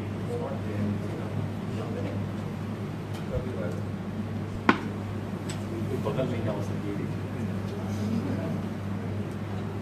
بھائی وہ کہاں ہے آصف، کہاں ہیں آپ؟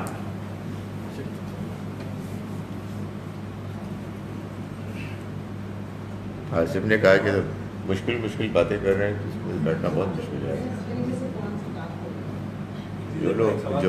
جو لوگ آئے ہیں ان کی تو مجبوری ہے کہ وہ آگے ہیں. اس کی کیا مجبوری کیا ہے؟ وہ آنے دیں پلیز. یہی تو سارا قصہ ہو رہا ہے.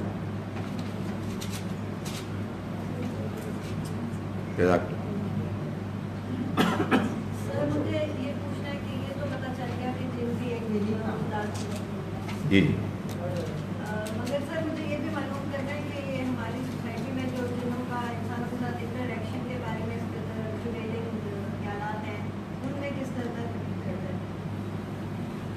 بھائی آپ یہ دیکھیے کہ سورہ مبارکہ میں جو کچھ بیان ہوا ہے ہم حتمی طور پر تو بس اتنی ہی باتیں جانتے ہیں، یا چند اور صورتیں ہیں جس میں کہ کچھ اس طرح ہی کی باتیں ہوئی ہیں. سورہ جاسیہ میں غالباً، سورہ انعام میں، سورہ رحمان میں حوالہ ہے فَبِأَيِّ آلَاءِ رَبِّكُمَا تُكَذِّبَانِ، یا سلیمان علیہ السلام کے واقعے کے بیان کے سلسلے میں کہ ہمارے علاوہ ایک اور مخلوق ہے، یا جہاں جہاں اللہ تعالیٰ نے ابلیس کا ذکر کیا ہے سورہ کہف میں کہ وہ جن میں سے تھا، جنات میں سے، اور وہ جن ہے. یہ بھی معلوم ہوتا ہے کہ وہ ہم کو نظر نہیں آتے مگر ہم ان کو نظر آتے ہیں. اور صورتیں ذہن میں آ رہی، سورہ اعراف میں بھی ہے، وہ ہم کو وہاں سے دیکھتے ہیں جہاں سے کہ ہم ان کو نہیں دیکھ سکتے. اگر آپ اس بات کو بھی مان لیں کہ شیاطین صرف ابلیس نہیں بلکہ قرآن نے جو بات بیان کی من الجنت والناس، جنوں میں سے بھی ہیں اور انسانوں میں سے بھی، تو جو جنات ہیں شیاطین وہ کیا کرتے ہیں؟ وہ ہمارے اندر وسوسہ اندازی کرتے ہیں، ہمارے ہاں داخل ہو جاتے ہیں. حدیث میں جو اس کو بیان کیا گیا ہے اس کو اگر سامنے رکھا جائے تو ہمارے جسم میں خون کی طرح دوڑتے ہیں، جیسے شیطان ایسے دوڑتا ہے جیسے خون کی طرح گردش کرتا ہے. تو معلوم ہوتا ہے مخلوق تو ہے اور ہمارے ساتھ وہ متعلق بھی ہے، یعنی ہمیں گمراہ کرنے کے لیے وہ اہتمام کرتے ہیں. اس سے زیادہ جو لوگ دعویٰ کرتے ہیں، ظاہر ہے کہ یہ اب انسانی تجربات ہیں. انسانی تجربات کے بارے میں بس اتنی ہی بات آدمی مان سکتا ہے کہ جتنی بات اس کو کنونسنگ لگتی ہے. نہ اس پر ایمان لانا چاہیے، نہ اس پر ایک خاص سطح سے زیادہ دلچسپی لینی چاہیے، کیونکہ انسانوں کی خیر اسی میں ہے کہ وہ جس دنیا میں جس آزمائش میں مبتلا کیے ہیں اس میں صحیح رویہ اختیار کریں اور اس میں اپنے آپ کو اس مخلوق سے بچائیں، اپنے آپ کو دور رکھیں کہ جو بالعموم انسانوں سے جب متعلق ہوتے ہیں تو وہ گمراہ کرتے ہیں. لیکن لوگ باتیں کرتے ہیں، ظاہر ہے میں دیکھیں گزارش یہ ہے کہ ایک ہے دین میں تو اتنا ہی بتایا گیا ہے، باقی تجربات ہوتے ہیں لوگوں کے، وہ بس تجربات کی حد تک اس کو رکھیں، اس سے زیادہ اس کو اہمیت نہ دیں. جی یہ جو بھی آپ کہہ رہے تھے کہ اللہ جو ہے ہم سوائے کا ترجمہ یہاں پہ نہیں کر سکتے، لیکن اللہ سبحانہ تعالیٰ نے رسولوں کو میسیجز کو پہنچائے، مطلب وہی ان کی طرف کی اور ان کو غیب کی کچھ خبروں کا بتایا، جیسے رسول اللہ صلی اللہ علیہ وسلم کی جان پر حملہ ہونے سے پہلے وہ بتا دیتے تھے. تو پھر یہاں سوائے کا کیوں یوز نہیں ہو سکتا؟ اصل میں اگر آپ دیکھیں جو جملہ ہے وہ جس طرح سے بیان کر رہا ہے اس میں اللہ تعالیٰ نے اس سے پہلے ایک کمپلیٹ مکمل نفی کر دی کہ اس کے غیب میں وہ کسی کو شریک نہیں کرتا. اور غیب میں خاص طور پر جو بات مراد ہے وہ آخرت کا ہونا، آخرت کب ہوگی یہ بات تو ہم جانتے ہیں کہ اس کے بارے میں قرآن مجید نے یہ بار بار کہا ہے، نبی اکرم صلی اللہ علیہ وسلم کو بھی، کہ آپ کا اس سے کوئی تعلق نہیں. تو ظاہر ہے کہ یہ بات جو آپ فرما رہی ہیں میں نے بھی اس کا اعتراف کیا کہ اللہ نے اپنے پیغمبروں کو بعض وہ باتیں بیان کی جو ہم کو نہیں معلوم لیکن ان پر منکشف کی، اس لیے کہ ان کے بحیثیت پیغمبر ہونے کی جو ذمہ داریاں تھیں ان ذمہ داریوں کے لیے ان کا ان باتوں کو جاننا ضروری تھا۔ لیکن یہاں جو اللہ تعالیٰ بات بیان فرما رہے ہیں وہ یہ ہے کہ وہ غیب کا جاننے والا ہے، چنانچہ وہ اپنے غیب پر کسی کو بھی آگاہ نہیں کرتا۔ اور اس سے پچھلا جملہ دیکھیں آپ، پچھلی آیت کہہ رہی ہے کہ آپ کہہ دیجئے کہ میں نہیں جانتا کہ آیا وہ قریب ہے کہ جس کا تم سے وعدہ کیا جا رہا ہے یا میرے رب نے اس کو دور کر دیا۔ وہ غیب کا جاننے والا ہے اور وہ اپنے غیب پر کسی کو بھی آگاہ نہیں کرتا۔ تو یہ بڑی کنٹروڈکٹری بات ہوگی کہ اگلی آیت میں کہہ رہا ہے سوائے اپنے رسولوں۔ سو وہ آگے کا جملہ بتا رہا ہے کہ رہے وہ کہ جن کو وہ رسولوں میں سے منتخب کرتا ہے تو ان کا تو یہ کام ہے کہ وہ پیغام پہنچا دیں، ان کا کام یہ نہیں ہے کہ وہ بھی سارے کے سارے غیب کو جانیں۔ سو اصل میں وہ اللہ وہاں سوائے کے مفہوم میں آ کر پوری جو پریزنٹیشن ہے اس کے فلو کو درم برہم کر دیتا ہے۔ بات جو کہی جا رہی تھی زور و شور کے ساتھ اچانک اس کی نفی ہو گئی۔ ابھی کہا جا رہا تھا کہ میں نہیں جانتا اور ابھی کہا جا رہا ہے نہیں میں جانتا ہوں۔ نہیں، یہ نہیں ہو سکتا۔ دو کا یہ فائدہ ہوگا کہ جو بھی جہاں سے شروع ہو جائے۔ جی سو بیسکلی جو نعت پڑھتے ہیں، نعت بھی مختلف قسم کی ہوتی ہیں، کچھ تعریف ہوتی ہے اور کچھ ہے جو کہ سینس ٹو پریئنگ ایکچولی، اور آپ کی مسجدوں میں بھی ہوتا ہے اور میلاد بھی ہوتے ہیں۔ یہ پھر غلط ہے؟ دیکھیے، ہمارے دین میں توحید کا کنسرن اتنا زیادہ ہے کہ میرا یہ خیال ہے کہ اس معاملے میں کوئی مصلحت آڑے نہیں آنی چاہیے۔ ظاہر ہے کہ تنقید میں لب و لہجہ مناسب، شریفانہ، کلچر ڈیسنٹ ہونا چاہیے، لیکن اس کا یہ مطلب نہیں ہے کہ اگر ہمارے ہاں شرک ہو رہا ہے تو اس کو آدمی پوائنٹ آؤٹ نہ کرے۔ نعتیں بہت اچھی اچھی بھی ہیں لیکن نعتیں شرکیہ بھی ہیں، جس میں کہ صاف معلوم ہوتا ہے کہ نبی اکرم صلی اللہ علیہ وسلم کو ان اختیارات کا مالک مانا جاتا ہے کہ جن اختیارات کے مالک ہونے کی نفی آپ خود کر کے گئے ہیں۔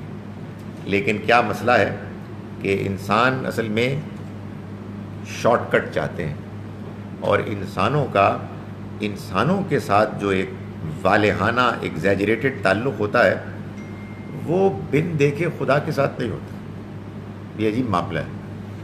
یعنی آپ یہ دیکھیے کہ میں ایسی سمجھانے کے لیے کہہ رہا ہوں کہ خدا تعالیٰ کو برا بھلا کہنے والے اور گالی گلوچ کرنے والے آپ کو مل جائیں گے۔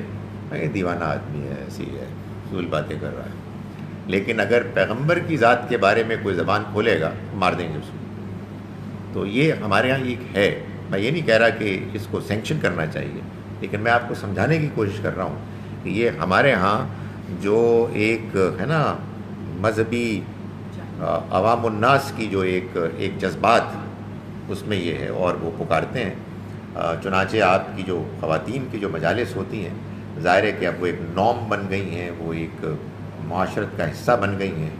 اس میں میں نے سنا ہے کہ آپ لوگ نبی صلی اللہ علیہ وسلم کی آمد پر کھڑے ہوتے ہیں اور پھر کچھ پڑھتے ہیں، اور جو نہیں کھڑا ہوتا وہ بدتمیز گستاخ ہوتا ہے، فلاں فلاں۔ آئی ڈونٹ نو، مجھ سے جب خواتین پوچھتی ہیں تو میں ان کو یہ کہتا ہوں کہ بھائی بات یہ ہے کہ اگر آپ کا کوئی معاشرتی کمپلشن ہے اور آپ کا جانا ضروری ہے تو آپ کو یہ کام تو نہیں کرنا ہوگا، مگر بہتر یہ ہے کہ آپ ان سے کہیں جی کہ میرے لیے کچھ ڈیفیکلٹی ہے، اور بعد میں آپ جا کے آرام سے بات کریں۔ اس موقع پر بات کرنا تو بیکار ہے، لیکن حقیقت یہ ہے کہ یہ آپ کا رائٹ بھی ہے اور آپ کی ڈیوٹی بھی ہے کہ جب آپ کو یہ معلوم ہو۔ دیکھیں نا، دوسرا بھی تو ایک بڑے اچھے جذبے سے آپ کو بلا رہا ہے، آپ کو دین کے کام پر نبی صلی اللہ علیہ وسلم کے نام کا کیا مطلب ہے؟ حضور کا نام اور دین ایک ہی چیز ہے، قرآن سے ہی معلوم ہوتا ہے کہ اللہ کے پیغمبر اور اللہ کا دین یہ دو الگ الگ چیزیں ہیں ہی نہیں. تو آپ اگر ان سے بات کریں تو ان کو یہ سمجھائیں کہ آئیے ہم اس ہستی، اس ذات کے جس سے ہم سب کو بے پناہ محبت ہے، ہم ان کے لائے ہوئے پیغام کو سمجھتے ہیں.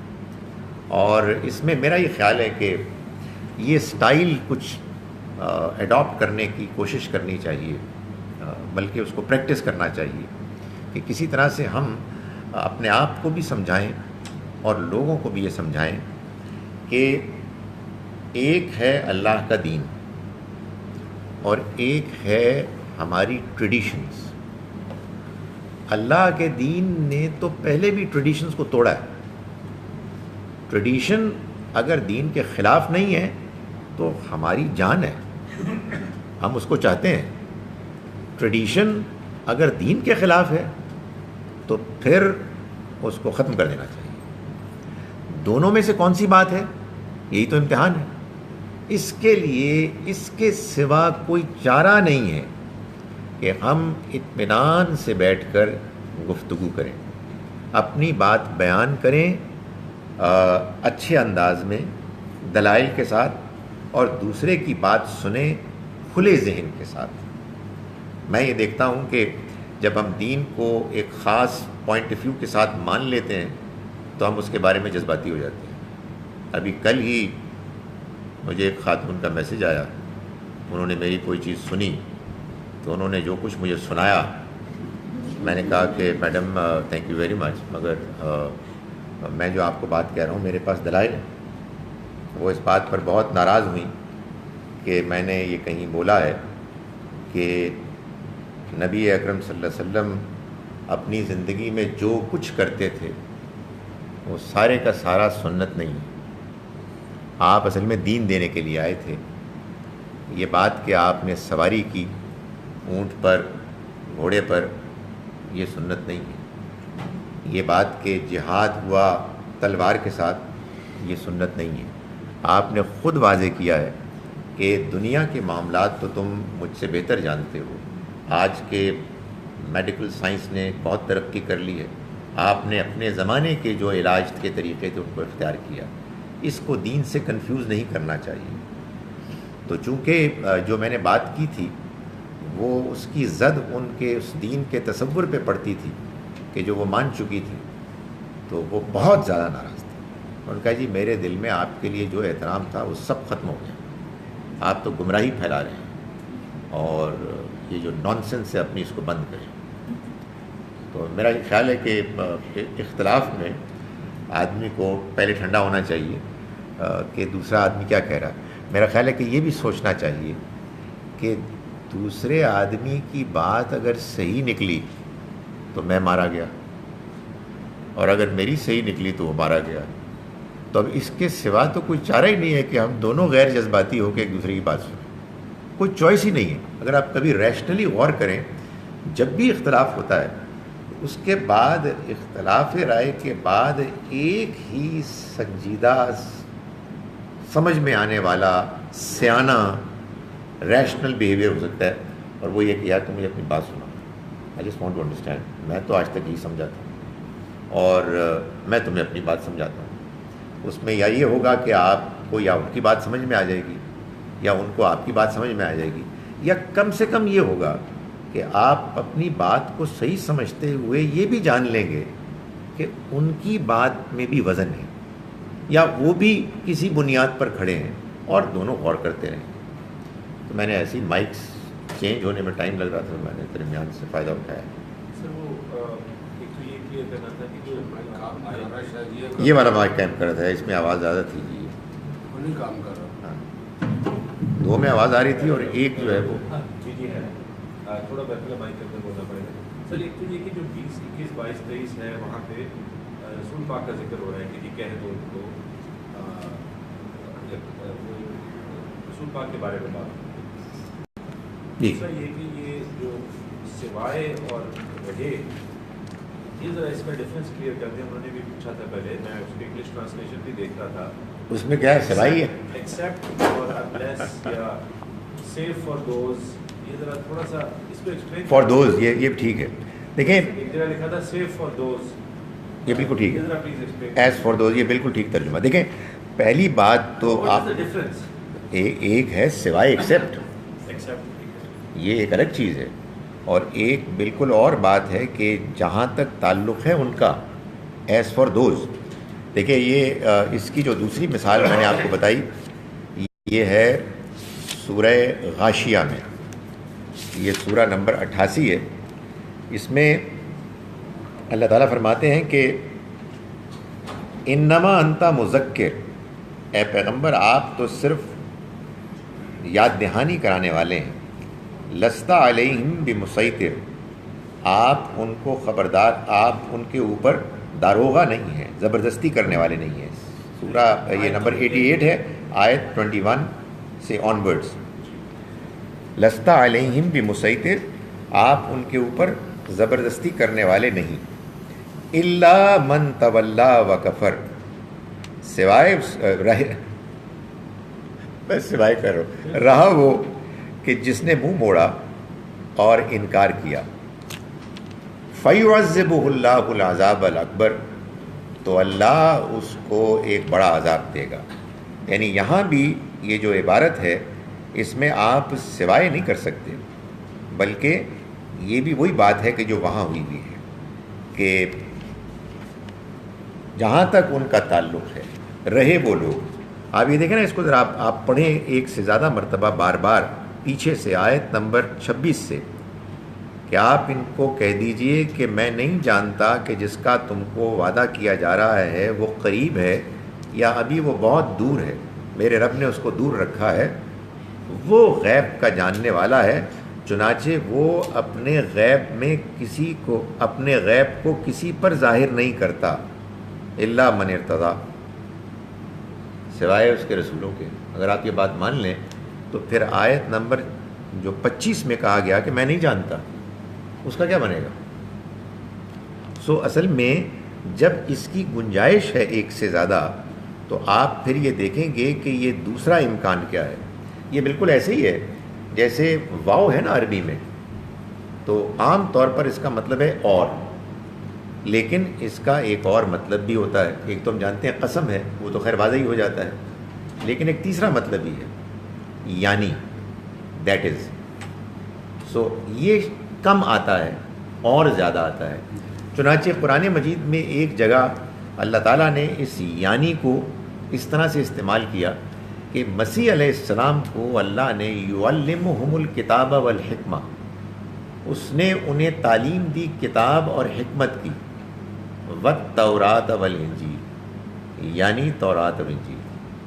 کتاب کیا ہے؟ تورات. انجیل کیا ہے؟ حکمت. تو یہاں بھی وہاں بھی وہ واو ایک ریئر اس کا استعمال ہے، لیکن وہ جو جملہ ہے یا جو بیان ہے اس سے معلوم ہو جاتا ہے. اور ادھر بھی وہی معاملہ ہے کہ یہاں سوائے لینے کا امکان ہی کوئی نہیں ہے.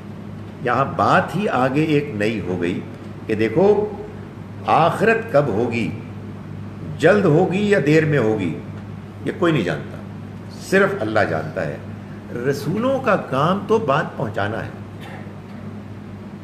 رہے رسول ان کا کام تو جو اللہ کا پیغام ہے وہ بے کم و کاست لوگوں تک کنوے کر دینا. یہ مطلب تو سر بات صرف یہ ہوئی ہے کہ یہ جو صرف علم جو ہے، علم الغائب جو ہے وہ صرف اللہ تعالیٰ کے پاس، ان کے پاس ہے، اور باقی وہ پیغام جون سے ہیں وہ دے سکتے ہیں رسول اور پیغام. دیکھیں غیب کہتے ہیں اس کو جو ہم کو نظر نہیں آتا، رائٹ؟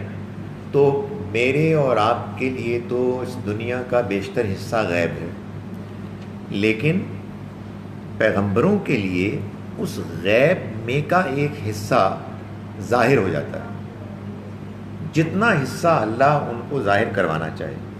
مثال کے طور پر یہ ایک روایت میں بات آتی ہے، ظاہر اس پہ بحث ہو سکتی ہے لیکن میں اس کو بالکل ٹھیک سمجھتا ہوں کہ نبی اکرم صلی اللہ علیہ وسلم نے فرمایا کہ دیکھو تم جو نماز پڑھتے ہو بعض اوقات تم اس میں غلطیاں کرتے ہو اور تم ایسے کرتے ہو ایسے کرتے ہو، اگرچہ کہ میں تمہاری طرف پیٹھ کیے ہوئے ہوتا ہوں لیکن مجھے تمہاری نماز دکھائی جاتی ہے. یہ بالکل ٹھیک ہے. آپ اللہ کے پیغمبر تھے, آپ لوگوں کو دین سکھانے آئے تھے. دین میں ایک بڑی چیز نماز ہے. ظاہر ہے کہ لوگ نماز کیسے پڑھ رہے ہیں, کیا غلطیاں کر رہے ہیں, آپ امامت کرائیں گے تو آپ کو کیسے نظر آئے گا. تو اللہ تعالیٰ نے اس کا اہتمام کر دیا, بالکل ٹھیک ہے, کوئی مسئلہ ہی نہیں. یعنی جہاں جہاں اللہ اپنے پیغمبر کے لیے خصوصی غیب کو ظاہر کرنے کا اہتمام کرنا چاہے وہ کر دے گا. لیکن یہ کہ ہر غیب ان پر ظاہر ہے, نہیں, ایسا نہیں ہے.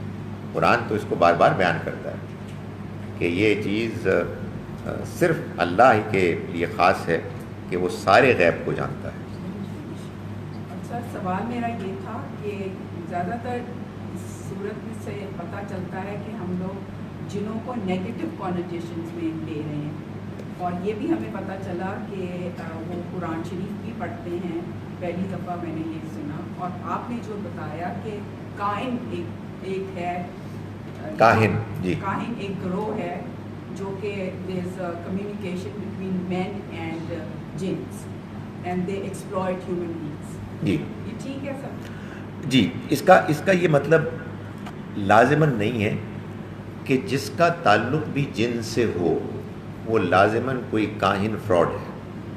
لیکن اس کا یہ مطلب ضرور ہے کہ بہت سے کاہن قسم کے لوگ ہوتے ہیں. اس لیے آدمی اس طرح کی چیزوں سے اگر بچے تو یہ زیادہ بہتر ہے. اس لیے کہ یہ وہ دنیا ہے کہ جس دنیا کو ہم نہیں دیکھ نہیں سکتے, اور اس میں جب آپ پڑھیں گے کسی کے واسطے توسط سے تو اس سے اس کا بڑا غالب امکان ہے کہ آپ نقصان سے دوچار ہوں.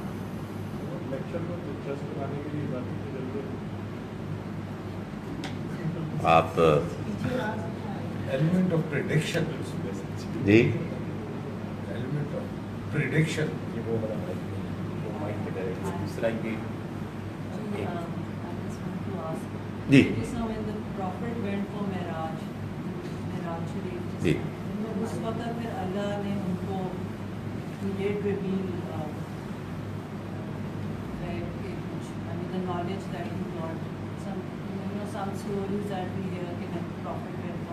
جی, ان کو دکھایا. نہیں, اس میں کوئی شبہ ہی نہیں ہے. دیکھیں, بات یہ ہے کہ احادیث سے معلوم ہوتا ہے کہ مثال کے طور پر نبی اکرم صلی اللہ علیہ وسلم نے ایک موقع پر فرمایا کہ آپ کو لوگوں نے دیکھا کہ آپ آگے بڑھ رہے ہیں اور ایک مرتبہ پیچھے ہٹ رہے ہیں, غالباً نماز کے موقع پر. تو بعد میں آپ نے بتایا کہ مجھے جنت دکھائی گئی اور میں آگے بڑھا اور میری خواہش ہوئی کہ میں اس کا کچھ حصہ, اس کے پھل توڑ کے تمہیں یقین دلاؤں, اور ایک مرتبہ جہنم دکھائی گئی تو میں پیچھے ہٹ گیا. تو اس طرح کے معاملات تو ہوئے ہیں, اس میں کوئی شک و شبے کی کوئی وجہ نہیں ہے. لیکن اصل میں جو بات یہاں کہی جا رہی ہے وہ یہ ہے کہ سارا غیب, جس میں ان پرٹیکولر جو زیر بحث سے بات وہ یہ ہے کہ آخرت کب ہوگی, یہ صرف اللہ کو معلوم ہے. اللہ اپنے غیب میں کسی کو شریک نہیں کرتا اس طرح کے معاملات میں. یہ اور بات ہے کہ جہاں جہاں جس کے لیے کسی غیب کو وہ ظاہر کرنا چاہے تو وہ کر دیتا ہے. اسٹوری ہے, لمبی ہے. سر, آپ نے ابھی کہا تھا کہ حضور کی ساری باتیں جو ہیں وہ سنت نہیں ہوتی, تو ہم یہ کس طرح سے ڈسٹنگوش کریں گے کہ کون سی بات سنت ہے اور کون سی نہیں ہے؟ کیونکہ اگر اس وقت کے مذہبات میں تلوار سے لڑنا سنت نہیں ہے تو پھر کھجور کھانا کس طرح سے سنت ہے؟ How do we distinguish? دیکھیے, یہ کھجور کو آپ راستے میں سے نکال دیں تو میرے لیے جواب دینا آسان ہو جائے گا, اس لیے کہ اس کے ساتھ لوگوں کی جذباتی وابستگی ہے. گزارش یہ ہے کہ دیکھیں, نبی صلی اللہ علیہ وسلم دین لے کر آئے تھے, آپ نے ہم کو دین دیا ہے. جو چیز آپ نے دین کی حیثیت سے دی وہ یا سنت ہے یا پھر اسوہ حسنہ ہے. سنت کوئی ایسا عمل نہیں ہو سکتی کہ جو عام روٹین میں آدمی عادتاً کرتا ہے, کہ مثال کے طور پر اگر آپ کو ایک خاص طرح کی سبزی پسند تھی تو آپ یہ کہیں کہ یہ سبزی کھانا سنت ہے۔ آپ کو معلوم ہے قرآن مجید میں سورہ آل عمران میں یہ بات بیان ہوئی ہے کہ یہودیوں نے یہ پروپیگنڈا شروع کر دیا مسلمانوں کے خلاف کہ یہ اس چیز کو بھی حلال کر رہے ہیں جو حرام ہے، یعنی یہ اونٹ کے گوشت کو حلال کہتے ہیں حالانکہ یہ حرام ہے۔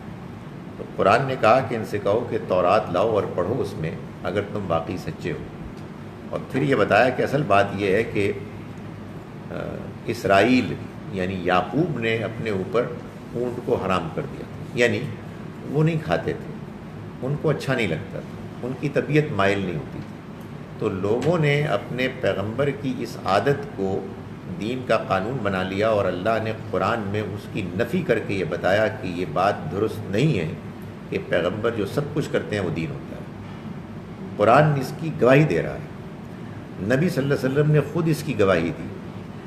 حدیث کی کتابوں میں مستند بخاری مسلم کی کتابوں میں یہ حدیث آتی ہے، اور میں نہیں جانتا کہ لوگ اس کو کیوں بیان نہیں کرتے کہ نبی صلی اللہ علیہ وسلم جب مکے سے مدینے آئے اور آپ نے یہ دیکھا کہ لوگ مدینہ منورہ میں کھجور کے درختوں کی پیوند کاری کر رہے ہیں، تو یعنی وہ اس کو اس طرح سے آپس میں قریب کرتے تھے کہ کچھ فرٹیلائز ہوتے وہ اور اس سے پھل زیادہ آتا۔ آپ چونکہ مکے کے رہنے والے تھے، آپ اس طرح کی چیزوں سے واقف نہیں تھے۔ آپ نے جب وہ عمل دیکھا تو آپ نے فرمایا کہ یہ کیا کر رہے ہو، اگر نہ بھی کرو تو کیا ہے، ایک تبصرہ کیا۔ لوگوں نے خیال کیا کہ شاید آپ نے ایک اور حکم دیا ہے، انہوں نے پیوند کاری چھوڑ دی۔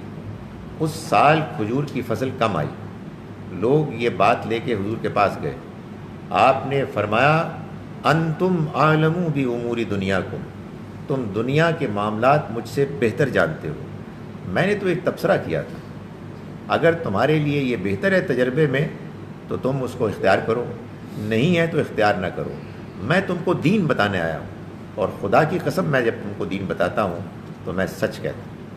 دنیا کے معاملات میں تو آپ نے لوگوں سے مشورے کیے ہیں، آپ جا رہے تھے غزوہ بدر کے لیے، ایک شام پہلے آپ نے اپنے لوگوں کو کہا، ساتھیوں کو، کہ اس جگہ پڑاؤ ڈال دو۔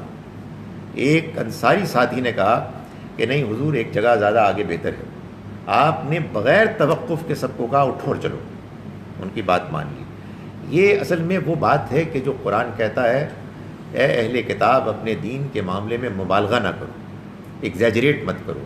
پیغمبر دین بتانے آئے ہیں، نہ کہ یہ کہنے آئے ہیں کہ میں جو کھاتا ہوں وہی تم کھاؤ، جو پہنتا ہوں وہی تم پہنو، جو میں اور تمام معاملات کروں، جیسے میں علاج کرتا ہوں تم بھی ویسا علاج کرو۔ یہ انہوں نے کبھی بھی نہیں بتایا۔ اور دوسری بات جان لیجئے کہ میں یہ بار بار بات کہہ رہا ہوں کہ یہ بڑی مشکل ہے ہمارے ہاں۔ ہم نے آج بھی سورہ جن میں بھی یہ بات پڑھی کہ جو بندہ جو دین کی بات یہاں سے سن لے اس کے لیے وہ امپورٹنٹ ہوتی ہے۔ دین کی بات کیا اوتھینٹک ہے، آج آپ نے پڑھا کہ کس طرح اللہ نے آسمان سے لے کر زمین تک اس قرآن کے پہنچانے کے لیے ذمہ داری کے ساتھ ایک ارینجمنٹ کیا کہ کوئی اس میں کمی بیشی نہ ہو۔ پھر یہ قرآن آگے چلا، ہم تک پہنچا، قرآن نے کہا کہ ہم نے اس کی حفاظت کی اور ہم ہی نے اس کو نازل کیا اور ہم ہی اس کی حفاظت کریں گے۔ یہ قرآن ہے پیورسٹ آف دا پیور۔ یہ جس کو آپ کہتے ہیں نا کہ آپ کو کچھ نبی صلی اللہ علیہ وسلم کے بارے میں باتیں ملیں، یہ لوگوں نے بیان کی، کسی ایک نے بیان کر دی، کسی دوسرے نے بیان کر دی، ہم اس کی قدر کرتے ہیں۔ دیکھیں بعض اوقات بعض چیزوں کو کرٹیسائز کرنے کی ضرورت پیش آتی ہے، اس لیے کہ ان کو ایگزیجریٹ کیا جا رہا ہوتا ہے، ان کی اپنی جگہ پر بڑی قدر ہے، بڑی قیمت ہے، لیکن خدا کے واسطے اس کو اوپر نہ اٹھائیں، اس لیے کہ وہ اس کا مقام نہیں ہے۔ یہ باتیں بعض لوگوں نے بیان کی، بعض نے نہیں بیان کی۔ میں بار بار اس کا بیان کرتا ہوں کہ ابو بکر رضی اللہ عنہ نبی صلی اللہ علیہ وسلم کے ساتھ ہجرت کے لیے گئے، 7 دن اور 7 راتیں انہوں نے حضور کے ساتھ گزاری ہیں، ایک بات نہیں بتائی۔ بھائی ہمیں معلوم ہونا چاہیے کہ بندہ ہجرت کرے تو پھر کیا کرنا چاہیے، کیسے اٹھنا چاہیے، کیسے نماز پڑھنی چاہیے، کیسے دن گزارنا چاہیے، کتنا فاصلہ کرنا چاہیے، پھر تو سب کچھ معلوم ہونا چاہیے۔ لوگوں کو اصل میں جو ایک بے پناہ انفارمیشن مل گئی ہے ان حدیث کی کتابوں سے، ان کو یہ غلط فہمی ہوئی ہے نمبر 1 کہ یہ ساری کی ساری اوتھینٹک ہیں۔ کیوں؟ اس لیے کہ اس میں حضور کا نام آتا ہے، اور ساری کی ساری باتیں مل کر سب دین بیان کر دیتی ہیں۔ نہیں ہے، ایسا نہیں ہے۔ یہ پہلی 2 صدیوں میں تو چند مسلمانوں کے علاوہ کسی کے پاس تھی ہی نہیں. یہ تو سارا لٹریچر آپ کا مسلمانوں کے پاس آیا ہے 3ری صدی کے بعد، جب بخاری، مسلم اور حدیث کی کتابیں کمپائل ہوئی ہیں. اس سے پہلے کون سے دین پر عمل ہو رہا تھا؟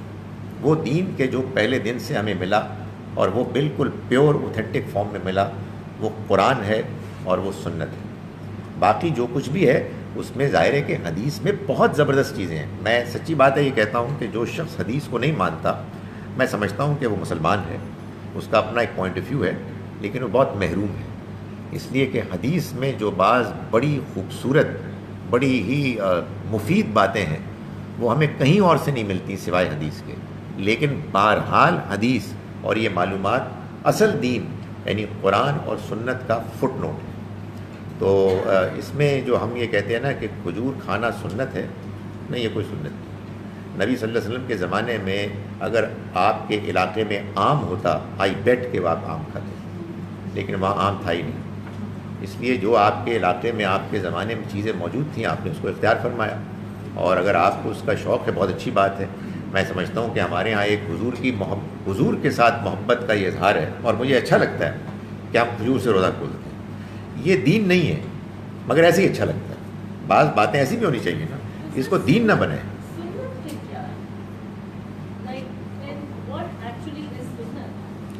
سنت قرآن کی طرح دین کا ایک انڈیپینڈنٹ سورس ہے جس کو نبی صلی اللہ علیہ وسلم نے اپنے عمل سے کر کے اس امت میں منتقل کر دیا. یہ وہ دینی اعمال ہیں جیسے نماز، روزہ، حج، زکوٰۃ، جمعہ، عید کی نماز، نماز جنازہ، غسل دینا وغیرہ وغیرہ. یہ بہت ساری چیزیں ہیں جو ایسے کی حضور نے کہ سب نے کی، اور پھر پہلی جنریشن کا اس پر جب اتفاق ہو گیا تو پھر اگلی جنریشن نے کی. اس میں آپ کو کسی قول کی ضرورت ہی نہیں ہے، یہ منتقل ہو جاتی ہے. آپ یہ دیکھیے کہ کسی تحریر میں لکھنے کی ضرورت نہیں ہے کہ حج ہر سال ہوگا، 8 ذو الحج کو ہوگا اور 12 13 کو ختم ہو جائے گا. یہ کہیں قرآن میں بیان نہیں ہوا. سنت قرآن ہی کی طرح اوتھینٹک ہے. جیسے قرآن ہم کو اجماع، کمپلیٹ ایگریمنٹ اور تواتر، ان انٹرپٹیڈ کنٹینیوٹی کے ساتھ ہمیں آیا ہے، اسی طرح سے سنت آئی ہے. حدیث نبی صلی اللہ علیہ وسلم کے بارے میں انفارمیشن جو چند افراد نے پیش کی.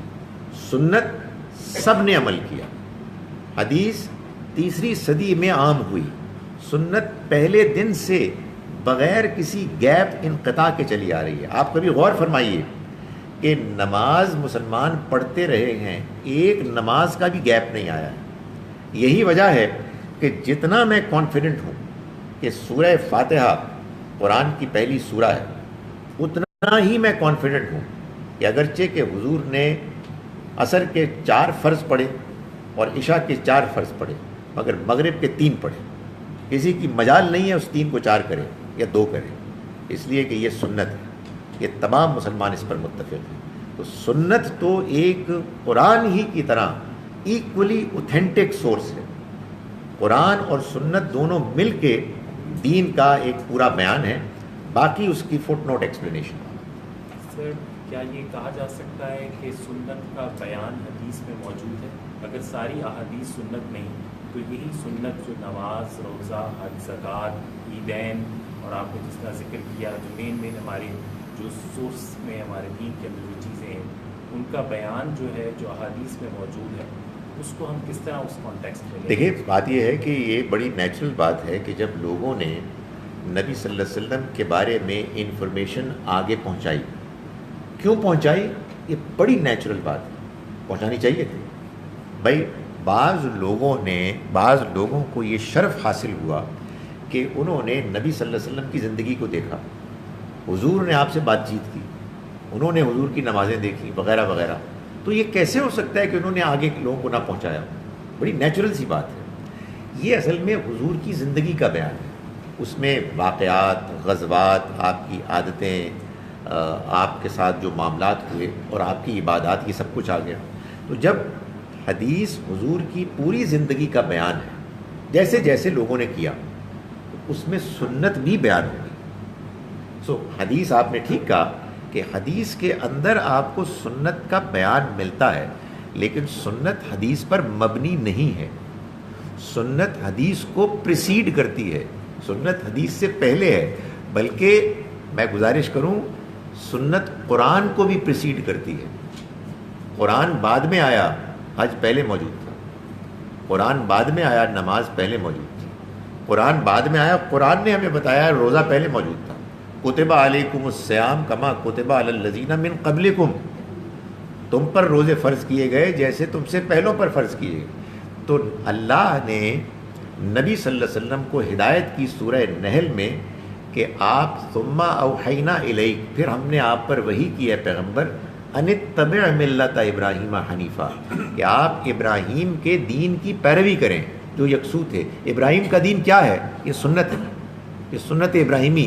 قربانی کے بارے میں تو حضور نے واضح فرمایا، سنت ابیکم ابراہیم، یہ تمہارے باپ ابراہیم کی سنت ہے. تو یہ نبیوں کی سنت ہے جو چلی آ رہی ہے. نبی صلی اللہ علیہ وسلم نے اس کو ایک مرتبہ پھر ریوائیو کیا، اس کے پیورسٹ فارم میں لے آئے. ان میں جہاں جہاں ضرورت پیش آئی کچھ تبدیلی کی. جیسے مثال کے طور پر نماز میں اب ہم قرآن پڑھتے ہیں، پہلے ظاہر قرآن نہیں پڑھا جاتا تھا.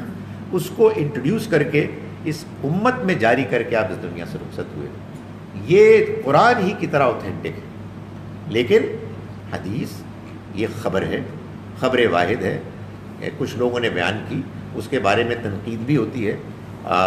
لیکن میں صرف ایک آخری بات حدیث کے بارے میں کہہ رہا ہوں جو مجھے بڑی تشویش ہوتی ہے کہ یہ ہمارے ہاں ایک ٹرینڈ چل پڑا ہے کہ لوگ کہتے ہیں جی کہ رسول اللہ صلی اللہ علیہ وسلم نے فرمایا. جب یہ جملہ آتا ہے تو اس کے بعد ہم مسلمانوں کو ٹیکا لگ جاتے ہیں، وہ ختم ہوگی بات. اب قرآن بھی ادھر سب کچھ پاسے پاسے، یہ حضور فرما رہے ہیں. نہیں، میرا خیال ہے زیادتی ہے. یہ بتانا چاہیے کہ بخاری نے ہم کو بتایا.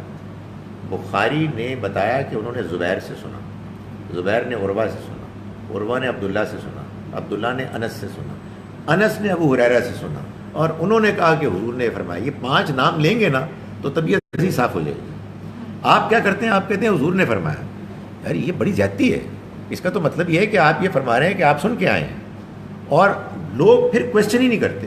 یہ بالکل ایسے ہی ہے کہ کوئی آدمی کہے جی کہ میں اللہ تعالیٰ نے یہ فرمایا، اور بندہ کہے یار اللہ کا نام لے لیا تو اب اللہ کے نام کو تو کوشچن نہیں کر سکتے. تو بیوقوف آدمی اللہ کے نام کو کوشچن نہیں کر رہے، اس آدمی کی اس رپورٹ کو کوشچن کر رہے ہیں کہ یہ تو تم دعویٰ کر رہے ہو کہ اللہ نے فرمایا ہے، فرمایا کہ نہیں فرمایا. تو یہی معاملہ حدیث کے ساتھ ہوا ہے کہ لوگ کہتے ہیں حضور نے فرمایا، اس کے بعد آدمی کہتا ہے ختم ہو گئی بات، گل مک گئی، اب تو قرآن میں بھی کچھ نہیں ہم کچھ کہہ سکتے. اس لیے کہ جب حضور نے فرما دیا، لوگ کیا کہتے ہیں؟ ٹھیک کہتے ہیں، اتنی بات ٹھیک کہتے ہیں. وہ بھائی تم قرآن زیادہ جانتے ہو، حضور زیادہ جانتے ہیں. جب حضور نے فرما دیا بات ختم ہو گئی. یہ بات سمجھانے کی ہے بھائی، آپ کو جو بات پہنچی ہے یہ واقعی حضور کی بات ہے، آپ ہی کے الفاظ ہیں. ان کا سیاق سباق کیا تھا، کیا کانٹیکس تھا. میں آپ کو بہت سی تنقید کر کے حدیثیں بتا سکتا ہوں جن پہ تنقید صحابہ نے کی، حضرت عائشہ نے کی، اور یہ بتایا کہ انہوں نے جو بات کہی ہے وہ بات ایسی ہے ہی نہیں، بات الٹ ہو گئی ہے. لیکن کیا کیا جائے، وہ چیز جو ہم نے انٹرنلائز کر لی ہے، جس کے بارے میں ہم جذباتی ہو گئے ہیں، اس کے بعد لوگ اس کے خلاف کوئی چیز سننے کے لیے تیار نہیں ہیں. اور اس کی تازہ مثال وہ خاتون ہے جنہوں نے میرے ساتھ ایکسچینج آف میسیجز کی. سر میں آپ نے ابھی سنت کی بات کی، بتایا کہ سنت کس طرح، اگر سنت اتنی آتھینٹک اور اس طرح آئی، جیسے آپ نے قرآن شریف کا ذکر کیا، تو پھر ہم فقہ جعفری میں نماز پڑھنے کے طریقے میں کیسے فرق ہوگی، اور نماز کے اصول کو میں کیسے ایک ہی طریقہ ہونا چاہیے تھا پھر ہمارا، کیونکہ رسول وہ بھی مسلمان ہیں، ہم بھی مسلمان ہیں، وہ بھی رسول اللہ کو فالو کرنا چاہتے ہیں، ہم بھی کرنا چاہتے ہیں، پھر ہم دونوں ایک جیسی نماز کو نہیں پڑھتے. دیکھیے گزارش یہ ہے کہ جو ہم کو سنت سے عبادات ملی ہیں، یہ عبادات اور دوسرے اعمال بھی دین میں ان کی 2 کیٹیگریز ہیں، یعنی ان کے اندر 2 کیٹیگریز ہیں. مثال کے طور پر نماز ہے. ایک نماز کا وہ حصہ ہے کہ جو لازم ہے، اور ایک وہ حصہ ہے کہ جو اختیاری ہے. سارا اختلاف اختیاری حصے میں. میں اب آپ کو سناتا ہوں لازم حصہ کیا ہے. سورہ فاتحہ کا پڑھنا، اس کے بعد قرآن کا ایک حصہ پڑھنا ہر رکعت میں، کم سے کم پہلی 2 رکعتوں میں. ہر پوسچر کے بدلنے سے پہلے اللہ اکبر کہنا، سمع اللہ لمن حمدہ ربنا لک الحمد کہنا. ہر رکعت میں 1 رکوع اور 2 سجدے کرنا. ہر 2 رکعتوں کے بعد تشہد میں بیٹھنا. ہر نماز کے اختتام پر تشہد میں بیٹھنا. نماز پڑھنے کے لیے قبلہ رخ ہونا. نماز کے لیے وضو کرنا. یہ سارے اتفاقات اتفاق سے ہوئے نہیں، یہ اس لیے ہوئے کہ پیغمبر نے دی. جہاں جہاں اختلاف ہے وہاں اختلاف کی گنجائش ہے. یعنی اس پر اصرار ہی نہیں کیا گیا کہ تم نے ہاتھ باندھنا ہے، نیچے باندھنا ہے، اوپر باندھنا ہے، نہیں باندھنا. اس پر اصرار ہی نہیں کیا گیا کہ تم نے ہاتھ اٹھانا ہے رکوع سے اٹھتے ہوئے رفع دین کرنے کے لیے یا نہیں کرنا. کبھی حضور نے کیا، کبھی نہیں کیا. تو اصل میں جو دین ہم کو بتایا گیا ہے، خاص طور پر عبادات، اس کے 2 حصے. ایک وہ ہے کہ جو لازم ہے، لازم میں اختلاف ہے ہی نہیں، اور جہاں اختلاف ہے وہ جان لے کہ وہ اختیاری چیز ہے، یا کہیں کوئی فہم کی پرابلم آ گئی، انڈرسٹینڈنگ کی، تو وہ بھی ٹریس کی جا سکتی ہے. لیکن عملاً جو چیز منتقل ہوئی ہے، آپ مجھے بتائیے کہ کون شیعہ کہتا ہے کہ رمضان میں روزے نہیں رکھنے اور رمضان کے اختتام پر عید نہیں کرنی. اتنے اتفاقات ہیں. یعنی ہماری مشکل یہ ہے کہ ہم اختلافات پر نظر کرتے ہیں. اتفاقات کو آپ دیکھیں تو آپ دیکھیں گے کہ اختلافات بونے ہیں، کچھ بھی نہیں.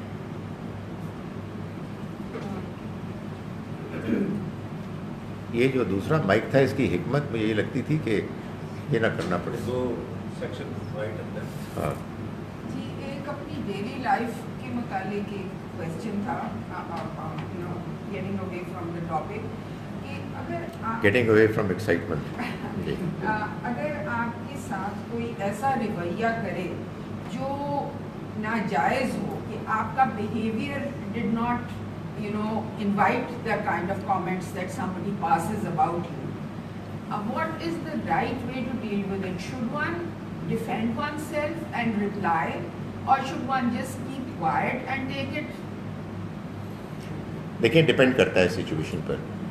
بعض اوقات آپ کے بارے میں جو بات کہی گئی ہے اس میں بات بھی بری ہے، لیکن اگر وہ ان ایکسپلینڈ رہ گئی تو پھر برائی جاری رہے گی. تو آپ کو کچھ واضح کرنا چاہیے. لیکن اس میں یہ دیکھ لیں کہ جب اس طرح کا آدمی کے اوپر کوئی الزام لگتا ہے تو یقینی بات ہے کہ انسان جذباتی ہوتا ہے، اس کو غصہ آتا ہے. سو مے بی اس وقت آپ جواب نہ دیں اگر آپ محسوس کریں کہ جواب دینے میں ایک شدت آپ سے آ جائے گی. لیکن میک اے فرم ریزالو کہ کسی اور موقع پر کلیریفائی کریں. بعض اوقات آدمی یہ سوچ سکتا ہے کہ نہیں، مجھے کلیریفائی کرنے کی کوئی ضرورت نہیں، مگر ہر حال میں یہ نہیں ہونا چاہیے کہ آدمی اینٹ کا جواب پتھر سے دے اور ایک لڑائی جھگڑا شروع ہو جائے. اس لیے کہ ایک شخص نے ایک حماقت کی ہے، آدمی کو حماقت پر حماقت نہیں کرنا چاہیے. قرآن نے کہا کہ لا تستوی الحسنۃ ولا السیئۃ، برائی اور اچھائی برابر نہیں ہو سکتے. ادفع باللتی ہی احسن، تو برائی کا جواب تم اچھے طریقے سے دو. فَإِذَا الَّذِي بَيْنَكَ وَبَيْنَهُ عَدَاوَةٌ، پھر کیا ہوگا کہ تمہارے اور جس کے درمیان دشمنی تھی، کَأَنَّهُ وَلِيٌّ حَمِيمٌ، وہ گہرا دوست بن جائے گا. لیکن آگے قرآن نے کلیریفائی بھی کیا، وَمَا يُلَقَّاهَا إِلَّا الَّذِينَ صَبَرُوا، مگر یہ نصیب نہیں ہوگا سوائے ان لوگوں کو کہ جو صبر کرنے والے ہیں، جو ثابت قدم ہیں. وَمَا يُلَقَّاهَا إِلَّا ذُو حَظٍّ عَظِيمٍ، اور یہ نصیب نہیں ہوگا مگر ان لوگوں کو کہ جو بڑے نصیب والے ہیں. تو یہ بہت بڑی بات ہے، یہ بہت بڑا شرف ہے کہ آدمی کسی کی برائی، کسی کی سختی، کسی کی زیادتی، کسی کی بدتمیزی پر نرمی، اچھائی اور شرافت سے جواب دے، رسپونڈ کرے.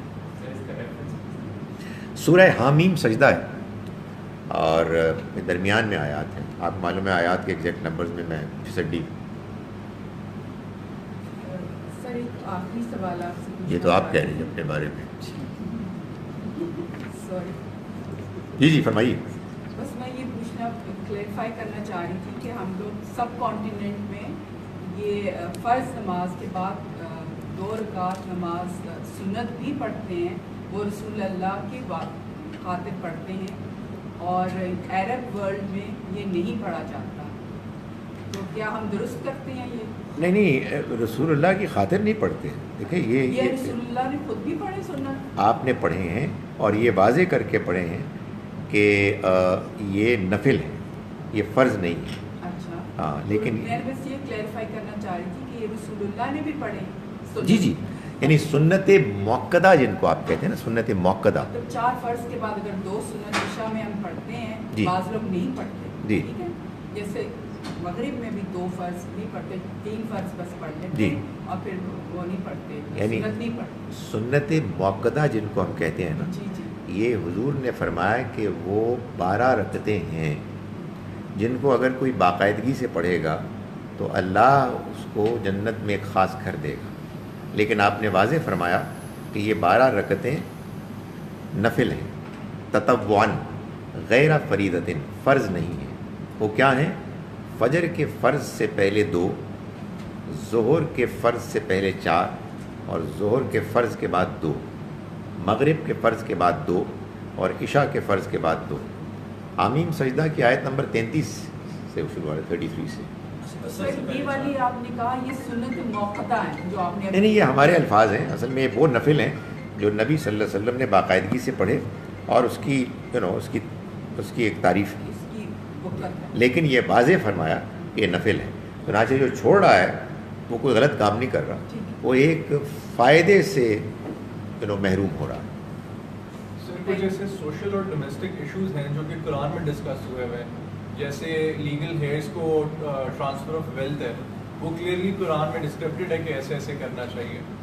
सर अगर आज के कस्टम्स या आज के लॉज जो हम फॉलो करते हैं वेस्टर्न लॉ, या अगर उसके तहत किया जाए तो क्या it would be going against the Quran, या सिर्फ कुरान सिर्फ अपने टाइम के लिए जो था वो ये इंस्ट्रक्शंस थे, और फिर से कुछ ऐसे इश्यूज हैं जो कि कुरान में नहीं उनका सोल्यूशन बल्कि हम हदीस से या ऑफ दैट टाइम का जो लॉ था, फॉर एग्जांपल जिस तरह चोरी का सज़ा है हाथ काटने वाली, सर वो आजकल फॉलो नहीं की जाती, उसमें हम डेविएट कर सकते हैं यानी उसको हम स्ट्रिक्टली फॉलो करना चाहिए, इसके बारे में बताएं।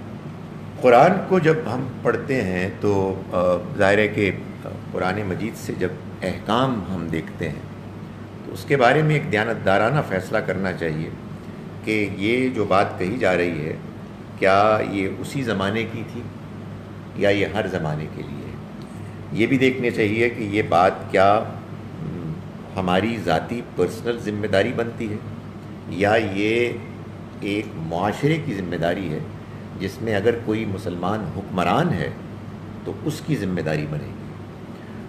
बाज़ ऐसी बातें हैं कुरान में कि जो साफ मालूम होता है कि नबी अकरम सल्लल्लाहु अलैहि वसल्लम अल्लाह के रसूल थे और अल्लाह के रसूल होने की वजह से आपकी कौम पर आपके पैगाम के पहुंच जाने के बाद सही तरीक़े से उन पर अज़ाब आना था, वो आ गया, उसका बयान कुरान में है।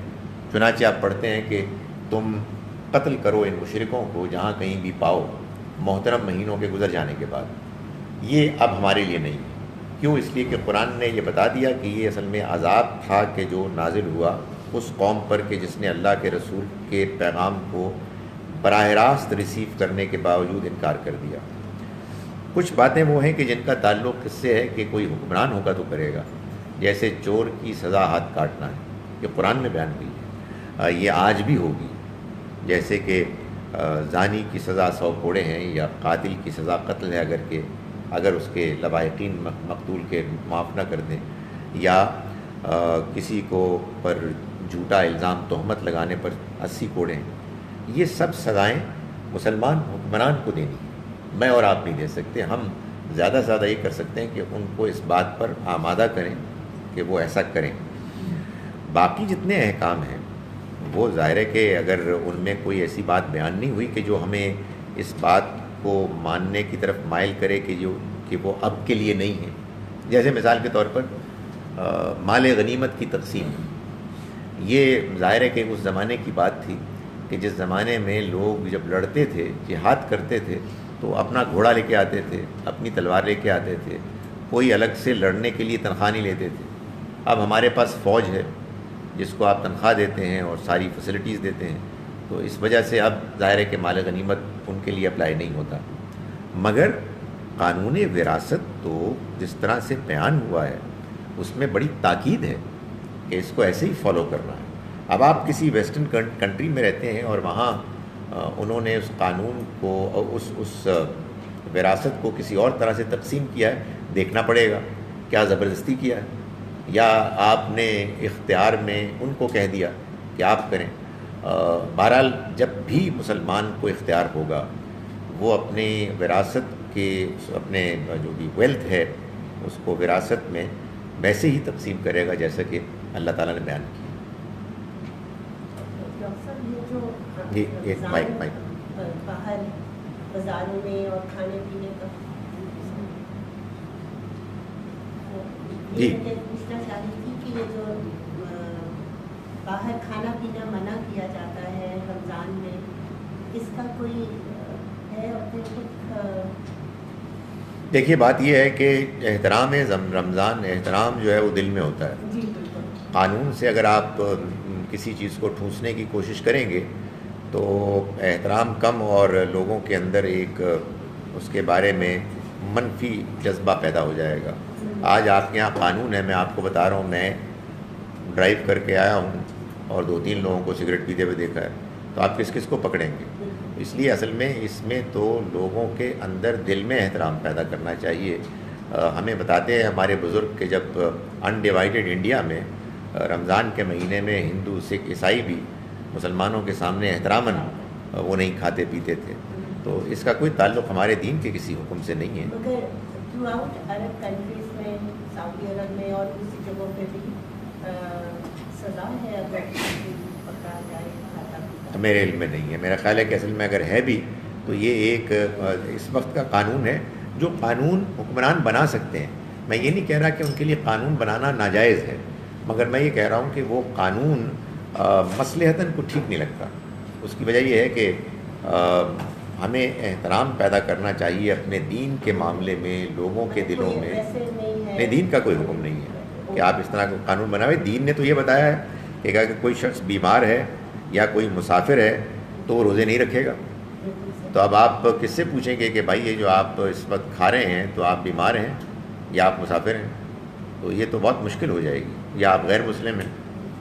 تو میرا خیال ہے کہ اس کو ٹھوسنا نہیں چاہیے، بلکہ ایسے لوگوں کو بتانا چاہیے کہ وہ دل سے احترام کریں.